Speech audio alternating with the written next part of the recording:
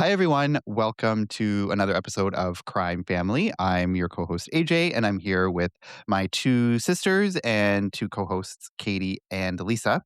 And this week, we are going to be starting a mini series, a three-part mini series for our finale. So this week will be part one of this three-part mini series. And it's going to be three separate cases that aren't connected, but they do have sort of an overarching theme to them. And these cases are ones that have always interested me, and there's so many of them to pick from. But they're cases of travelers who go missing while abroad.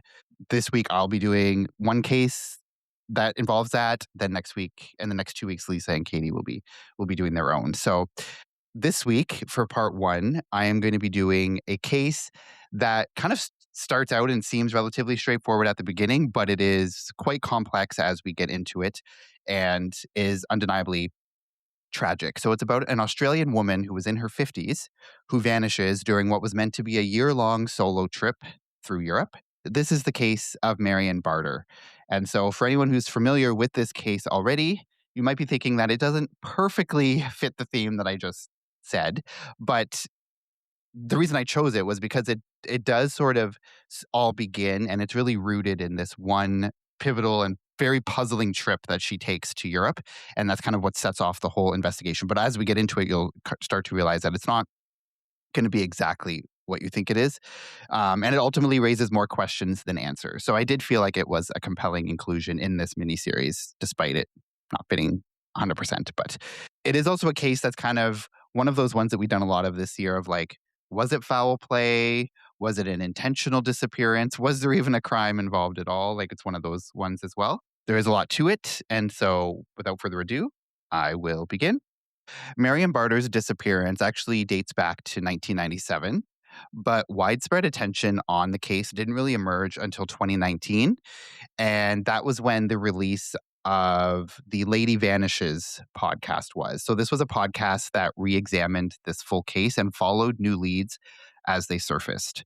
So it's a several episode podcast that's focused on this case, and they're kind of investigating it in real time, and they're actually uncovering new information as the podcast goes, which so it's really really intriguing in that way. And actually the renewed interest in this case from that podcast eventually led to a formal coroner's inquest into the disappearance, and that took place between 2021 and 2024. And in 2024 is when they concluded the investigation. There were numerous witnesses that were called to testify during the inquest. There was new evidence that was presented, and it resulted in a detailed 169-page report that was produced by coroner Teresa O'Sullivan. And so I will be referring to this coroner's inquest several times as I go throughout this case, because it does remain the most comprehensive source for many of the aspects of this case. And I did read all 169 pages of that report. It's a lot.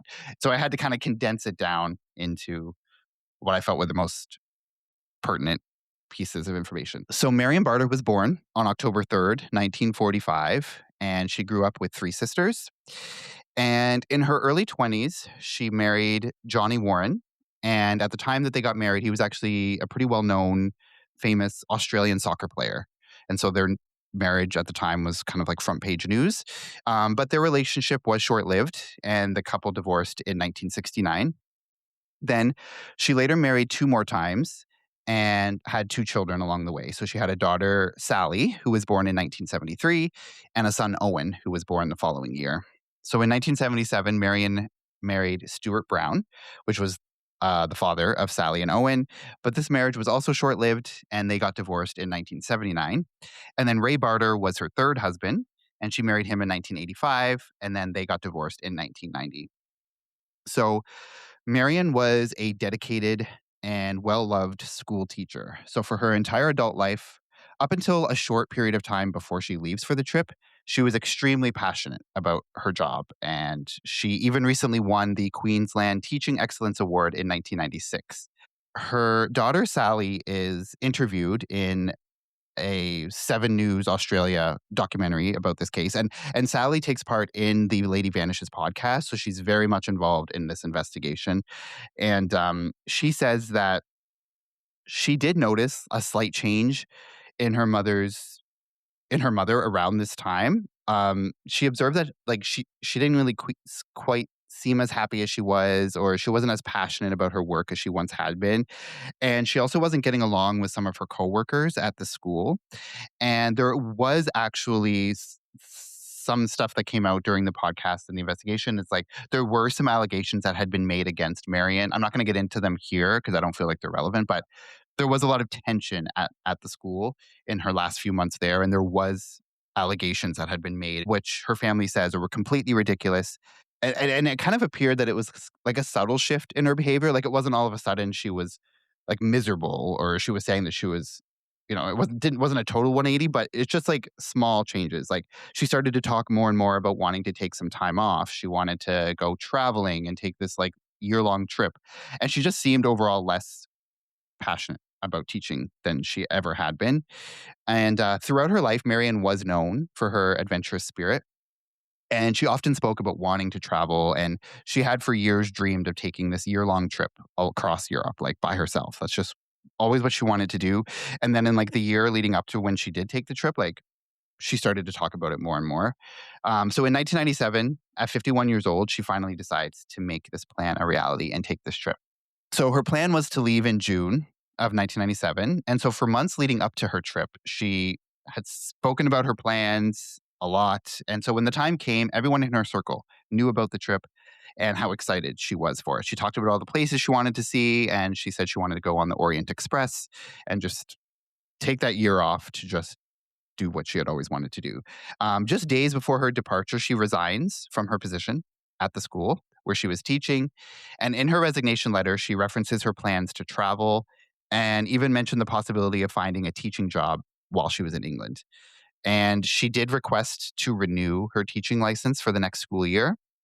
So this did suggest that she had intentions of returning to teach in Australia at some point, even if it wasn't clear how long exactly she planned to be away. Marion's daughter, Sally, she tells 7 News Australia that she did find it a bit odd that Marion had resigned in the middle of the school year rather than waiting until the school year was over. So in Australia, the school year goes from January to December.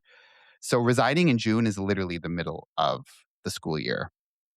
So she found that that was kind of weird. It was like she had talked about it for years. So it's like, why was it so urgent she had to go at that time? Like, why wouldn't she just wait 6 more months when the school year was done and just go? So I think that was something that she thought was a little bit weird, but she didn't really question it too much. Also, in the weeks leading up to her trip, Marion sold her house. So she told her family that she had wanted to downsize. And so when she returned to Australia after this trip, like that was her plan, that she was going to just find somewhere else that was smaller for her. And so selling at the time made sense to Sally and the rest of the family. Like she's going to be gone for a year. Why not just sell the house now? You'll have more money for your trip and you're going to downsize when you get home anyway. She placed most of her belongings into a shipping container. And Sally says that she kind of regretted not asking more questions about the shipping container, such as where it was going, where it was. And Marion only mentioned that if she decided to stay overseas to teach, that she would need Sally to send this container to her. She did sell her house very quickly. It was a couple of weeks' time, and she accepted less than the asking price for the house because she was just eager to finalize the sale before she left. So she actually had a loss on the house. Like she ended up selling it for less than what she had even paid for it. So it was kind of a rushed thing. So one night, like shortly before she goes, I don't think it was like the night before or anything. I think it might have been a little bit longer, a little bit more before that. But Marion's son-in-law, Chris, so this is her daughter Sally's husband, he goes over to the house to help her pack up some of her belongings. He says that the task ended very abruptly. So Marion comes over to him. She asks him what the time is, and he tells her. And then when she finds out what the time is, she's like, "You have to go." She wouldn't even let him finish packing the box that he was working on. She just insisted that he leave immediately. So she kind of like rushes him out of the house. And so Chris leaves and he goes to pick up Sally and tells her what happened. And Sally thought that that was very unusual. Like her mother's not pushy or rude like that. Like it was very weird. Later that same night, Sally and Chris, they go to a McDonald's that's like attached to this gas station. And it's just a few blocks from Marion's house. They're sitting inside of the McDonald's and they see Marion pull up in her car to one of the gas pumps. And they wave to her through the window and they see Marion get out of her car as if she's going to go put gas in the car. And Sally says that Marion, her mom just is kind of just standing there staring at them, kind of like a deer in the headlights. She doesn't wave back. She doesn't really acknowledge them at all. And then after she sees them, she just gets back into her car and drives off. But she doesn't immediately exit the lot. Instead, she kind of drives around the back of the building and speeds through the drive-through area. And so she passes closer to where Sally and Chris are. At the moment that she's driving in a little bit closer to them, that they can kind of see that there's someone sitting in the passenger seat, but it was just like a dark shadow. They couldn't really make out anything about this person other than that they appeared to be tall, like very tall. Their head was nearly hitting the roof of the car. But because of how quickly Marion was driving, like neither of them got a good look at who this person was, just that it was the outline of someone who appeared tall. And at the time, Sally was thinking, oh, like maybe my mom's just in a new relationship and she just didn't mention anything. She didn't want anyone to know. So she didn't really dwell on it, but she did bring it up to her the next day. She was like, who is that guy? To which Marion responded, quote, he's just a friend who I met through mutual friends at the art center and he was taking me out to say goodbye, end quote. That was kind of where it ended. Then we come to June 22nd, 1997, which is the day that Marion leaves. When she leaves for her trip, her family believes that she's just embarking on this long anticipated holiday that she had talked about for years, but they didn't realize that it would be the last time that they would ever see her. Yeah. How long did she say she was going for? Like, across Europe? It was like, I think it was about to be it was going to be like a year. Oh, it was a year. Okay. Yeah. So it was going to be a Yeah. long trip. Her daughter Sally was at this point when she leaves is engaged to Chris, but she did have her wedding already planned. And so she didn't really know how long her mother was going to be gone, but she's like, just make sure you're back in time for my wedding, which was like a year away. So Marion was like, yes, I'll be back for that. So they knew it was going to be like probably a year or maybe less, but like a long time, basically. Multiple family members, like on the day she leaves, so her sister Bronwyn and Sally herself offers to take Marion to the airport, but she declines both of their offers. She tells her sister that she plans to stay in a Brisbane hotel for 2 nights before departing, and she asks her not to come to the airport. She also told Sally, like, she wanted to go by herself. She said that having her family or friends there would just make the goodbye too emotional. She didn't want that. She just wanted to say goodbye to them like at the house and just go to the airport by herself. So her friend Leslie is actually the one who drives her, but she doesn't drive her to the airport. She drives her to a bus stop in Southport so that she could catch a bus to the airport. Leslie later recalls that they arrived at the bus stop quite early and they were joking about how much extra time they had. Like they didn't have to come that early. But they did. So they share emotional farewell. They're both laughing, they're crying. And she also remembered that Marion had a large amount of luggage. She had 2 big suitcases. She had a carry-on bag. Which, I mean, she's going for a super long trip, so that might seem reasonable, but also she's I don't know, if you're, like, backpacking. I don't know if she's really backpacking, it's not really the word I would use, but she's going on a big trip by herself, and she has these, like, huge suitcases and carry-on bag. So, anyway, her friend Leslie just watches her get on the bus, and she said it was like a Greyhound kind of coach bus, and she watches her get on, and the bus leaves, and so her friend Leslie was actually the last person that ever saw Marion before she departs Australia for her trip. When you take these accounts together, it does seem like Marion deliberately wanted to go to the airport alone. She didn't want anyone to go with her, which was just, they thought weird. Like, you're going to be away from everyone for a year. Why would you not want them to take you to the airport? So that was kind of something that was weird, but at the time, I guess they didn't really think too much of it. So her flight departs at 9:38 p.m. on June 22nd, and she's headed to the UK from Australia with a layover in South Korea. Do we know, did she actually get on the plane? Or was it all a ruse? She does get on the plane. Yeah. Okay. We do know that. Yeah. From the time that she departs in June, like I said, it was June 22nd, up until August, she does keep in touch periodically through postcards and through letters. So she is sending postcards and she's sending letters to her family, and they are postmarked from the UK. So, like, we know that she was there. So she's just updating them on the places that she's visiting. She appears to be enjoying herself. And so the last contact that Marion ever does have with her family was on August 1st. And on that day, she speaks to her daughter Sally on the phone. She says everything's going well. She's, she's having a great time. She mentions that she was having tea with a group of little old ladies. That was her plan for the day. Like, she was just meeting people, having a good time. But there was based on the conversation, Sally said that her mother was in Tunbridge Wells, which is like a small town in England. And Marion had sent postcards and letters from that area, and she seemed to be really enjoying it. So there was no indication of any danger at all or that she was traveling with anyone else. Sally says during the call, the payphone kept cutting out because, at the time, obviously it's 97. You all payphones. You don't really have a cell phone. So she had to put money in, but the money kept running out. So the call would keep dropping out. So Marion had to call her back. I think she said it's like 5 times she calls her back. And so at the final time, Marion just says, this is all the money I have on me right now. So like you just talk until it drops out. So I'll just listen to you talk until it just cuts out and then that's it. So Sally says she does. She goes on. She's talking about like her wedding plans and all the stuff that's happening. And then eventually the phone just cuts out. And that's the last contact that Sally ever had with her mother. From that final phone call on August 1st, so that's about 5 weeks into this trip. So from that time, August 1st until October, there is no contact at all. And Sally says she wasn't immediately like super panicked because everything seemed fine during the phone call.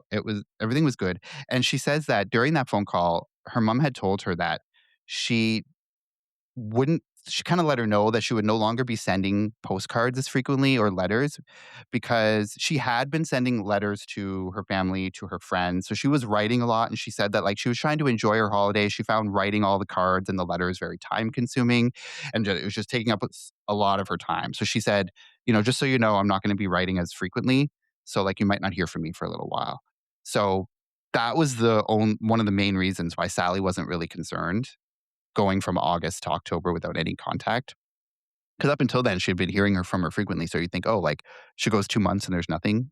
It might be a little bit weird. But Sally said it's because she said that she wasn't that worried. She was certain, however, that like her brother Owen's birthday was on October 18th, like Sally's brother, so Marion's son.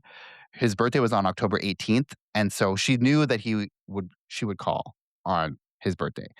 Marion loved birthdays, and she even sent her sister a birthday gift while she was on this trip. So like missing a birthday, it just wasn't something that she ever would do. So October 18th comes and she doesn't get a call. No one gets a call from her on that day. So that's when Sally really starts to panic and think that something is wrong. By this point, it had been over 2 months. So she had no idea where in Europe her mother could have been by this point. Like last she knew she was in Tunbridge Wells, but it's been 2 months. So who knows where she could have been in this time. She had no hotel info, no nothing. So she really had no way to like even figure out or like think about where she was. And like I said, she didn't have a cell phone. So it's not like you could just call. One thing that Sally did have though was she did have her mother's banking information. So she calls the bank to see if there had been any activity in her mother's account. And she tells them, my mom was traveling alone overseas and she's worried. So the bank, of course, you wouldn't think could like provide any specific details because of privacy laws. But the person on the phone breaks protocol because she does say something that shocks Sally and really starts this investigation. So she says like, oh, you said your mother was overseas because there's money being withdrawn from her account here in Byron Bay, which is in Australia, not Europe. So this immediately raised red flags. She was thinking, had someone in Byron Bay been accessing her account? Or was it Marion herself that was somehow back in Australia, even though everyone thought she was still overseas? There's more detail that Sally gets. So the teller actually says to Sally that the withdrawals are significant. They're $5,000 withdrawals from the account, and they're being taken out every day for nearly 3 weeks. And they're all from the same area, like Byron Bay area in Australia. So after learning this shocking information, Sally and her husband go immediately to Byron Bay to report her mother missing to the police. So Byron Bay is like a beachside town. It's about 100 kilometers south from where Marion lived before she left. I think Sally says she like takes a picture of her mom and goes to like into stores in the town and like sees if anyone had seen her. I think she goes into the bank asking if any of the people in the bank recognize this person, but she doesn't really get anywhere with that. So she goes to the police station and she reports her missing. She tells them that there's these large sums of money that are being taken out of your account. Sally said that she didn't know anything that would connect her mother to Byron Bay. So that no friends, no family that she knew of that were in Byron Bay. And so pretty much from the beginning, Sally says the police didn't really seem overly concerned or they didn't seem that motivated to find Marion Barter. That's what Sally said. Like I kind of acted as if her mother wasn't really a priority at all. So one thing that Sally couldn't really get past was why, if the person that was withdrawing the money was her mother, why she would go to the bank every single day to take out $5,000 rather than just transferring the entire amount out. Or you can go into the bank and actually take out larger amounts than that if you're going in. Like, I think the limit is probably 5,000 on the ATM machine, but if you're gonna go into the teller, like, you can take out more than that. It just seems weird. Why would you do it so you have to go in every single day? So that was something that she found was weird. Like, if it's your own account, why do that? Doing that is really only makes sense if, like, it's someone impersonating her or somehow got her information and they're, like, fraudulently taking this money out, and you can only do it in those smaller chunks. But then also, like, that also didn't help. Like, if it was her mother, though, why had she returned to Australia without telling anyone and making them all think that she was in Europe? Like, she never once had told them. Like, the last she heard, she was in England, and she didn't tell them at any time that she was planning to come home. So there was also a lot of confusion in this case as to whether it was $5,000 withdrawals or $500. Sally says that she vividly remembers the teller at the bank said it was $5,000 every day. But there are documents that come up during the inquest that show it was $500. And ultimately, the coroner from the inquest came to the following conclusion. Says, quote, I find that the sums withdrawn from Marion's account were likely $500 per withdrawal for the following reasons. The ATM limit was 500. There were memos that list multiple transactions of $500 from Byron Bay and Burley Heads, including two transactions on the same day of $500 on August 18th, 1997. Between the 23rd and 28th of August of 1997, there's a transaction of $500 being withdrawn each day. If the sum was 5,000 rather than 500 and attendance at the bank counter was required, then it's difficult to understand why amounts greater than 5,000 were not withdrawn to obviate the requirement for multiple attendances at the bank counter, particularly on August 18th, 1997, end quote. So that's from the inquest. So the coroner is basically saying the conclusion is that it's 500 a day, not 5,000. But Also, like, wouldn't $5,000 a day is a lot. Like, wouldn't the family be like, does she have that much money in her account? Like a school teacher have like tens of thousands of dollars just to like withdraw? well, she sold her Maybe. house before she left. I guess. But then she kept all the money. Like, she didn't owe money. So I guess maybe not. But it just seems it's a lot of money. Yeah, like, she did have, like, according to Sally, she did have a lot of money in her account, like, she had saved a lot. Yeah, she was a school teacher, so she's not, like, raking in the money, but Okay, she so saved a lot. even if she did take out 5,000 a day, that would be something that could have been done.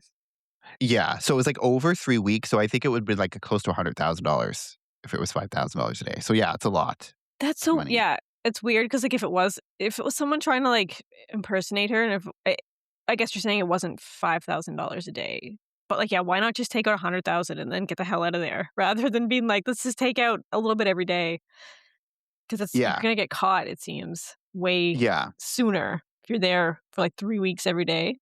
I think from this, like, Sally is thinking that, like, that's what makes her think that it was someone impersonating her mother because, yeah, like, if it's someone who's not actually Marion, you can't go into the bank. They probably would ask for ID, like, they're gonna get caught that it's not actually you. So, that would be, like, really the only explanation. Because if it was Marion going in herself, like, yeah, like you said, why not just take out like, you can go in and take out way more than the daily ATM limit if you wanted. And obviously, she's someone who wants like, if it's her, she wants this money. She's taking it out consistently. It's just easier. Just go one time and take it all out. It's just very weird. Yeah, so like I said, it's not clear exactly how much it was. Like, Sally to this day says it was 5,000. That's what the teller told me, but the inquest concluded it was 500. But either way, it's money that's being withdrawn from her account every day for nearly 3 weeks. One thing that comes up, so a short time after Sally reported her mother missing to the Byron Bay police, she says that she gets a call from them. During that call, she was told that her mother had been located, but that Marion did not want anyone to know where she was or what she was doing. And, you could think, okay, case closed, like maybe this is a voluntary disappearance. However, Byron Bay police had no record of ever making that phone call, or there was no documentation suggesting that Marion had ever been located at that time. So that discrepancy raised immediate questions. But Sally says she knows she got a call. This was like a short time after, maybe a month or two. So it would still be like late 1997, maybe early 1998, but no records from the police department ever at that time ever documented. It didn't mean it didn't happen. Like maybe they did call her and they just didn't document it.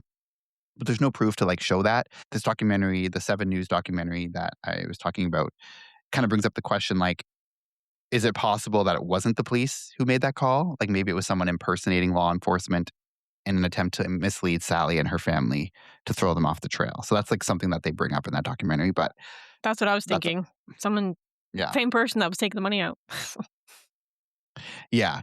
And so, like, of course, and like Sally didn't think at the time to like get a name from the person who was calling or like a badge number or anything, right? Like, you're not thinking that really. So you assume, oh, it's the police. So you're going to just take the call. And they're like, yep, she's been found. She's safe, but she just doesn't want anyone to know where she is.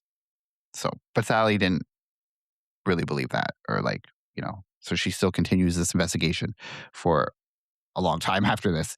So again, months after Marion had initially went missing, Sally does learn a crucial piece of information. So she actually learns that her mother returned to Australia on August 2nd, which is just one day after that final phone call that she got from her. And shortly after that, beginning on August 15th, money was starting to be withdrawn from her account in Australia. So that was a big discovery in and of itself. But one of the biggest discoveries in this whole case was the fact that Marion had actually been keeping a huge secret in the months before her trip and her disappearance. So it actually comes out that Marion had legally changed her name prior to leaving for her trip. So she changed it to Florabella Natalia Marion Ramacle. And evidence shows that the legal name change took place on May 13th, 1997. Jesus, So what a that's, complicated name. yeah. And it's a It ain't very gonna fit on a significant. passport. Yeah. That's Well, it not does gonna. because yeah, she submits an application for a new passport under that name just on May 16th. So this is like a month before she left for her trip. According to the inquest, the passport application was witnessed by dentist Raymond Walduck at a Brisbane health clinic. Because obviously no one in her family, like if she didn't want anyone to know she's changing her name, no one in her family is going to be like the signatory or like the guarantor of this passport. So the application was witnessed by this dentist. So, given that this occurred more than 2 decades ago, so this is all like a lot of the stuff that's coming out is all stuff that was discovered years after. So, this isn't back in 98 they're learning this. Like, I think Sally didn't even learn about the name change until 2011, which is like 14 years after she had already gone missing. So, I'm not giving you the events like exactly in order just because it's all years later. But anyway, so given that all of this occurred more than 2 decades ago by the time they're like talking to this dentist, he says that he routinely witnessed many passport applications in his role, and says his recollection is limited. He suggested the application might simply have been brought into his practice, and that he likely checked her details to confirm whether he knew her well enough to meet the required 3-year acquaintance condition before signing. But I don't really get Wait, how if it was her the dentist, dentist? he knows her as one name, but Wait, yeah, the but dentist I don't know. saying, "I Yeah, see lots of passports." A dentist like, "I see lots of Yeah, like passports." Like, yeah, maybe like a lot of people ask him, or a lot of people maybe ask the I dentist office guess. to be the guarantor. That's so, I never would Yeah, have that's thought yeah, weird. about I would that. never think to ask my dentist to like No. sign But I guess my that's a good I point. can't imagine just Ask your get. dentist, your doctor. I yeah. guess, Because yeah. I think it just has to be someone like I don't think it can be family, can it? Like, it has to be a witness, Actually, but it can't be someone who like, it has to be like, Oh, I think I was that's right, actually I was talking doesn't actually. about this yesterday, and like back years ago. Like, it had to be someone. It had to be a doctor, a priest, or it had to be a mayor. That's what it had to be back then. Like Oh, in the okay. '80s, at least. Someone told me that. So maybe a Yeah, dentist, a so doctor, a nurse. Yeah. I Okay. yeah, so guess.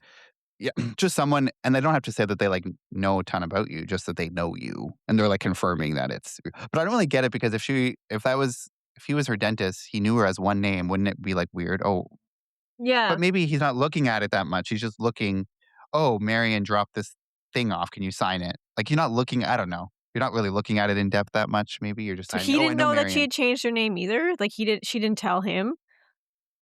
I don't know, he just signed the passport the new passport or the application for the new passport. So I don't really know what that would look like. I'm assuming it would have the name on it, the name of Yeah, the because he'd new have to be like, "Yeah, I know this person," and sign it. It'd be weird yeah, though but if he if knew she but that. if she comes in and he knows Mhm. her Yeah. and she's It'd be sign weird it, that like, he might he not be didn't tell looking at like it. he changed. She changed. It'd be weird that if he knew she changed her name, and then he goes. He knows that the kids are looking for her, and he doesn't know volunteer the information. Well, she changed her name before she left. Yeah, he Like, didn't know. He doesn't know, like, he didn't yeah, know, clearly. he, Hmm. yeah. I don't. It's weird. Yeah, because 'cause they're, like, talking to him during the inquest, I think, which is, like, in 2021, so this is, like, years after, like, 20 years, and so by that point, he's like well, I signed lots of application, like, or passport application, like, so I probably, like, if she came in with this application and asked me to sign it, it's like, well, I know her. So is he gonna, like, look through it and be like, "Oh, why is your name different?" Like, I don't think you're just signing it, right? He's probably busy, has a million things to do. He doesn't care, really. So that's, I guess, what I took from that. But yeah, but basically the point is, like, yeah, Or no it one could in her have, or family. like she might not have even filled it out at that time. Like it could have been like, you just sign this and then I'll add my name and stuff to it later, Yeah. right? Yeah, maybe that's true. That's true. If she wanted to, like, keep it, yeah, I hush hush, yeah, I like, yeah, I doubt he knew that the name was changed. I feel like he would volunteer that yeah. to the family, to the kids, if Yeah, they're looking because he would for have it. and also at the time, he would have had to think like, "Okay, I know Marion, but this passport is that the application has a different Yeah. name on it. Yeah, Like, yeah, why am I yeah. signing this a different name?" Right? Yeah. Yeah. So and he obviously never knew her by that name, like, he knew her by Marion, like, her actual name.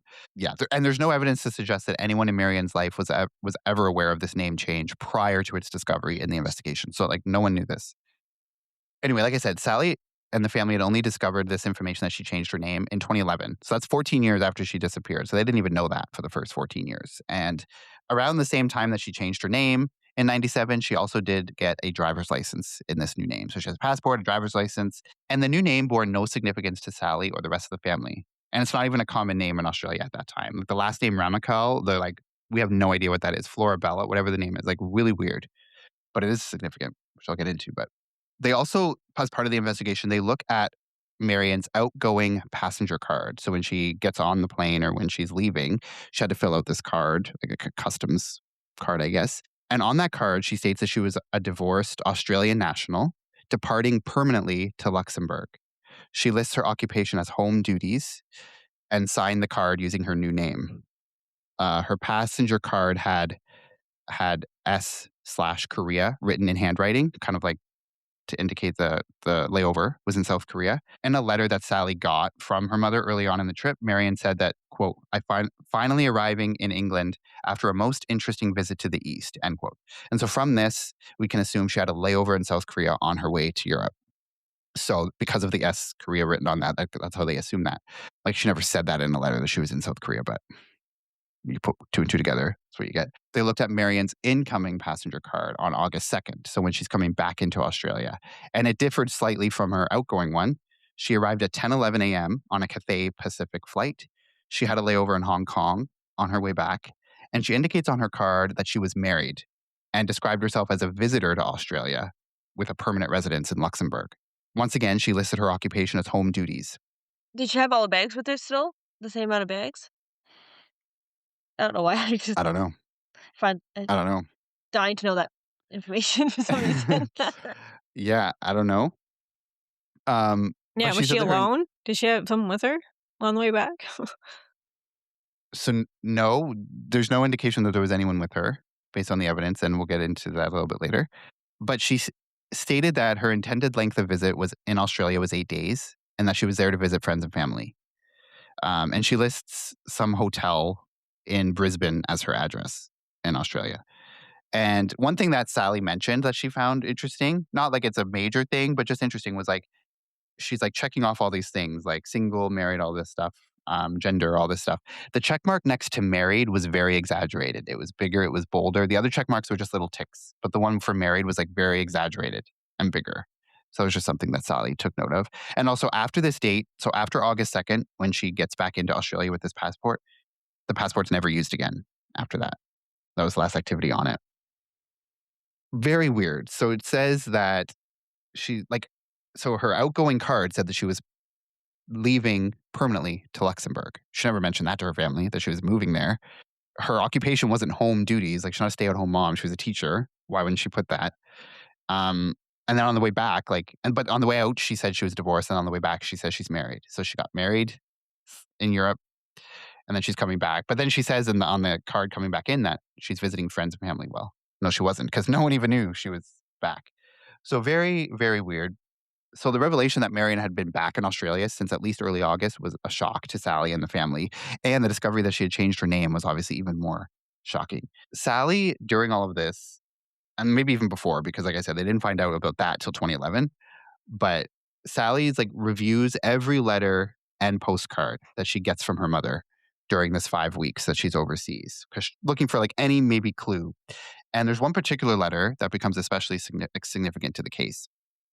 So, according to the inquest report, on June 30th, 1997, so this was only like 8 days after Marion had left, Sally received a letter from Marion that presented conflicting clues about her whereabouts. So, the stationery was from the Hotel Nikko Narita in Japan. So, that was written on the paper, the name of this hotel. So, like she got it from this hotel. The envelope was postmarked in Tunbridge Wells, England. So, that's where she had sent it from. In the letter, Marion described arriving in England after a, quote, interesting visit to the East, end quote, like I said, noting that her trip had been somewhat burdened by excess luggage. She even realized she had too much luggage at this point. And she said she planned to stay in the area briefly before continuing on through Europe. One key question that comes up in all of this, and still remains, is when and where Marion got that hotel stationery with the name of that Japanese hotel on it. And it becomes significant later because of a particular person of interest that we'll get into. But that was something that Sally noticed, like, oh, she was never in Japan. She didn't have a layover in Japan. She was in Europe. Why does she have this stationery from this hotel in Japan? So based on Marion's name change and the details on this incoming passenger card, it appears that Marion remarried someone while she's in Europe. But this created more questions than answers, just like everything else. Like, was she already in a relationship with someone before she left Australia? And then she just traveled to Europe with them, or she met them there maybe? Or did she meet someone while she was overseas in that 5-week period and like marry really quickly? Was it a relationship that had been developing for a long time beforehand? Like, so many questions. So the name Ramikal, the last name that she changed her name to, would later become significant as it became tied to a major discovery that gets actually is made by a web sleuth years later. At the time of this particular discovery, the case wasn't widely known. This is before the podcast. So this is before 2019 when it became really popular. But Sally did have a Facebook page about the case at the time and had like under 1,000 followers at the time. But there was someone who had been following it from early on who is doing their own investigation because the police are useless, basically. The web sleuth who had been closely following this case came across a personal advertisement in the Courier Australian, which is a French-English newspaper published in Australia. The advertisement is dated from 1994, and it's written in French and featured someone identified as Monsieur Ramikal, who was seeking a partner. So that last name. In the ad, he describes himself as cultured, educated, a non-smoker, and a tall 47-year-old man from Lennox Head, New South Wales. So Sally gets made aware of this, like this web sleuth tells her about this article. So she starts to do her own deep dive into this name. So she actually discovers that there's only 104 individuals with that surname in the world. So narrows down, possibly, like, because she thinks there is a connection between, because it's a very uncommon last name. And it's from Australia, this our ad. So she's just thinking like, what is the possibility? 1994, this ad is placed and her mom changes her last name 3 years later to that same last name. So she's just kind of looking into it. She identifies, so out of those 104 individuals with that surname, she does identify one person who matches the approximate age that's described in the advertisement. So in 94, I think he says he's 47. So she's able to find someone who's like around that age. And also because the advertisement said that it was a tall person, she starts to think if this could have been this tall man that she had seen in the car with her mother, like that couple nights before she left. Like maybe Marion had answered that ad in 1994 and had been like in a relationship with this person all the way up till right before she left. And then she comes back married. Like, it's just a lot of things that are maybe starting to add up. One thing that actually really like makes her think there's a connection is because the individual that she finds, that she narrows it down to, lives in Luxembourg, which is that same place that Marion had written that she was moving to on her outgoing passenger card. And then she again referenced on her incoming passenger card. So to Sally, this connection did not feel like a coincidence. So Sally ends up traveling to Luxembourg to locate this man. His name is Monsieur Fernand Ramikal. She actually goes to his home. She shows up there, and he strongly denies knowing anything about Marion Barter. And he says, I have no idea what you're talking about. And he ends up calling the police on her. But it isn't a red herring at all. So although this Ferdinand Ramikal himself was not considered a person of interest, he ends up telling the police something that is very interesting to Sally. So he tells police that in the late 1980s, his identity had been stolen by a man that he knew as Rick Blum. He alleged that Rick Blum was a serial con man who had an affair with his wife and subsequently stole his identity. They do find this Rick Blum, like later on. He denies ever having an affair with Ramakel's wife. However, there are love letters between Blum and Fernand's wife that get provided during the inquest that prove that it was true, that he did have an affair with his wife. There was also evidence showing that that Rick Blum had left his home in Europe in 1969 to begin a new life in Australia, using the name Fernand Ramakel in 1988 to obtain a driver's license there. So you have a man who allegedly steals someone's identity in Luxembourg, then relocates to Australia in 1969, and then uses that name, Fernand Ramakel, to obtain a driver's license. And then in 1994, someone in that same region of Australia places a personal ad using that name. And then just a few years later, in 1997, Marion changes her surname to Ramakel. So when you consider all of these things together, these details appear much more than coincidental. And on the surface, it suggests a definite connection and raises the possibility that Marion may have been in a relationship with Rick Blum for some time prior to her trip, but she kept that relationship hidden from everyone in her life. This theory also fits with a series of events that followed. So Marion selling her home, resigning from her job, traveling overseas, and then returning to Australia in a way that was deliberately discreet without contacting anyone. So at this point, the direction of the investigation begins to shift, and locating Rick Blum becomes a primary focus of this case. Any questions so far? Any thoughts before I get into this next part? Well, my first thought was that she was leaving with a guy, like a secret guy. That's what I thought. So I wasn't shocked to hear that she got married, but I just like her behavior. Like, why not tell her family? I guess so. Like, that's just weird. Her behavior before she left is odd. Yeah, there's a lot going on there. It's like, I don't know. And yeah, my thought too was that she did meet up with somebody or she was going with someone. Just seems like a big, long trip to do by yourself. Like, you don't want anyone to drop you off at the airport. Why? Because you probably don't want them to see who you're leaving with. That was my Yeah. first thought. Like, Yeah. why But it's not like, why stay? does she want anyone to know? That's the weird part. It's like, why? Either he's like, don't tell anybody, which is sketchy. But now, if he was this con artist, then she's maybe like I don't know. Like, he conned her to like keep it a secret or something. I don't know. Well, yeah. And it's like, he Yeah, didn't want anyone to see him because like he had this whole plan all along to do something and he didn't want people to be able to identify him. it's like you can't see me because I'm Yeah. gonna be stealing your mom's money later for days. So you know. But it's just weird that that she wouldn't have told anyone. Like, why would she, like, Yeah, if she had been dating him since 1994, why not just tell? Because then by the time she's taking this trip, it's like, oh, you guys are taking a trip. You've been together for 3 years. Like, take a trip. Like, yeah, no one would yeah. even think anything of it, And she's right? like a grown So it's just woman, weird so that she would be so secretive. Yeah. yeah. And like when you said she was like staring like a deer in headlights, just like I don't know, that's just weird. It's creepy. But is this Rick Blum guy really tall? Who's that tall guy in the car? I wonder. Yeah. I mean, they do show him like what he looks like now in the documentary. Like, I didn't think he was particularly tall, but he's also like 80 something years old now. So he's like slouched over, so he didn't seem really tall. But they said he looked. There was someone in that car who looked really tall, and like the ad specifically says "tall man," which they thought was weird. But then it's really the Luxembourg connection in Mhm. that really set it all off. Like um, this this Ramakel guy lives in Luxembourg, has a connection to Luxembourg, the same place. Like Luxembourg's not like it's a random Yeah. place, right? Of all the Yeah, yeah, places, yeah. so it's just interesting.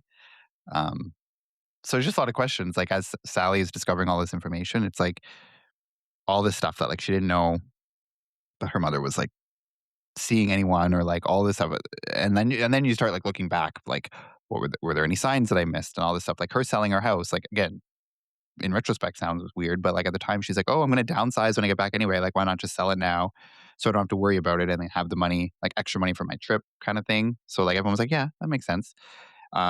And then she resigned from her job and all this stuff. So yeah, but anyway, like I said, locating this Rick Blum guy becomes the primary focus of the investigation. The police eventually do locate Blum, and he lives in Byron Bay, Australia. And he denies ever knowing Marion or having any involvement in her case at all. But during the inquest, which is during like from 2021 to 2024, he's interviewed several times. He spends several days on the deposition or being deposed or whatever. And eventually, during this inquest, he does acknowledge that he had an affair with Marion for for a 4-month period around the time that she left for her European trip in 1997. He says that they met when he answered an ad in the local paper from a woman looking for a partner. So it wasn't that he had put an ad in. It was he was saying that he had answered an ad that she had put in. But in one of his first conversations with the police, so I guess the first time that they ever locate him to talk with him, he mentions that he actually first met Marion way back in the late 1960s. The inquest reads in part, quote, "In Mr. Blum's first statement to investigating police, he said he was in Switzerland and met a woman by the name of Marion. He said that Marion was very old-fashioned in her look, particularly in regard to her dress and her hair. He says that she approached him in the lobby of his hotel, and they had a brief sexual encounter, spending 2 nights together at his hotel. He says that Marion informed him that her husband played soccer for Australia at the time and was part of a football training camp. Now, remember, her first husband was a famous soccer player. So at this time, Mr. Blum was known as Willie Wooters. He says that he probably told Marion his name was Willie, though he could not be sure. He further said that they did not keep in contact after this encounter.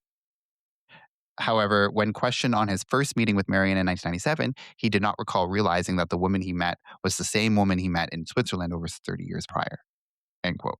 For a while, there's like kind of this thought that like, oh, maybe they knew each other since since the late 60s and that they had been like seeing each other for like 30 years, like off and on. Like this is a really like long-term relationship. But ultimately, this statement that he says about meeting in Switzerland does contradict the later statements that he makes that he only met her in 1997 for their brief affair during the inquest. So therefore, this earlier encounter from the 60s, it's not considered factual and is mostly chalked up to just being a lie by Rick Blum. Furthermore, there is no evidence to suggest that Marion was ever in Switzerland in 1968, the year of the alleged encounter. So for whatever reason, he's like making that up or something. I don't know why. So what he says the first time was like, oh, I knew a Marion. Well, first he says he doesn't know anything. Then he says, oh, I did know Marion back in the 60s. We had like a fling for a couple days in Switzerland. And then during the inquest, he eventually says, oh, yeah, we were together in the 90s. But that didn't put together that he had told them. So I don't know. So there's still kind of a lot of like mystery there of like whether they actually did know each other from the 1960s or whether that was just a lie. But from the inquest, like it's kind of just assumed that it's just a lie. So what's his real name then? Is it Willie Wooters or Blum? I get into that. I'll get okay. into that. There's a whole section about his life. Willie Wooters. Okay, yeah. So when he says he had an affair with her, like recently, was he married? Like he was having an affair, cheating on his wife, or Yeah, he was? Oh, okay. yeah. In And 97, yes, he okay, was in the married. 90s, yeah. So did they ever talk to his wife? Did she ever say he was like a sketchy guy or? They do, yes, they do talk to Okay, all right. his wife is on the stand to testify during the Mm, inquest okay. for a couple days as well. So, yeah, and she contradicts a lot of her statements, contradict a lot of what he says regarding their 1997 affair that we can assume is legitimate. Rick Blum says that he was present while Marion was selling her home and recalled seeing the for sale sign outside. So, according to him, they only saw each other about 3 times. And in his police interview, he described these 3 separate visits to Marion's home. The first was when the house was for sale. The second was after it had been sold. And the third was when she was packing to move. However, his timeline shifted when he later testified in court. He initially placed the meetings in February, March, and then April or May, but then revised his account, said that the first meeting was in March instead of February. And when questioned about the inconsistency, he conceded that he wasn't sure. He just said, doesn't clearly remember. It's been years. So a lot of what he says is like contradictory to other things he says. So I don't really know what it was. But he says he only saw her like 3 times in 97. He said that after their third meeting, he ended the relationship because of his wife and children. And he says that the last time he saw Marion was 3 weeks before she left for her UK trip. And he says that that was when she came over to his house to collect some tea chests that she was storing at his house. And he says that when she came to his home that day, that she was with a man in uniform, quote, who he took to be a Navy officer or a pilot. end quote. So who is this person?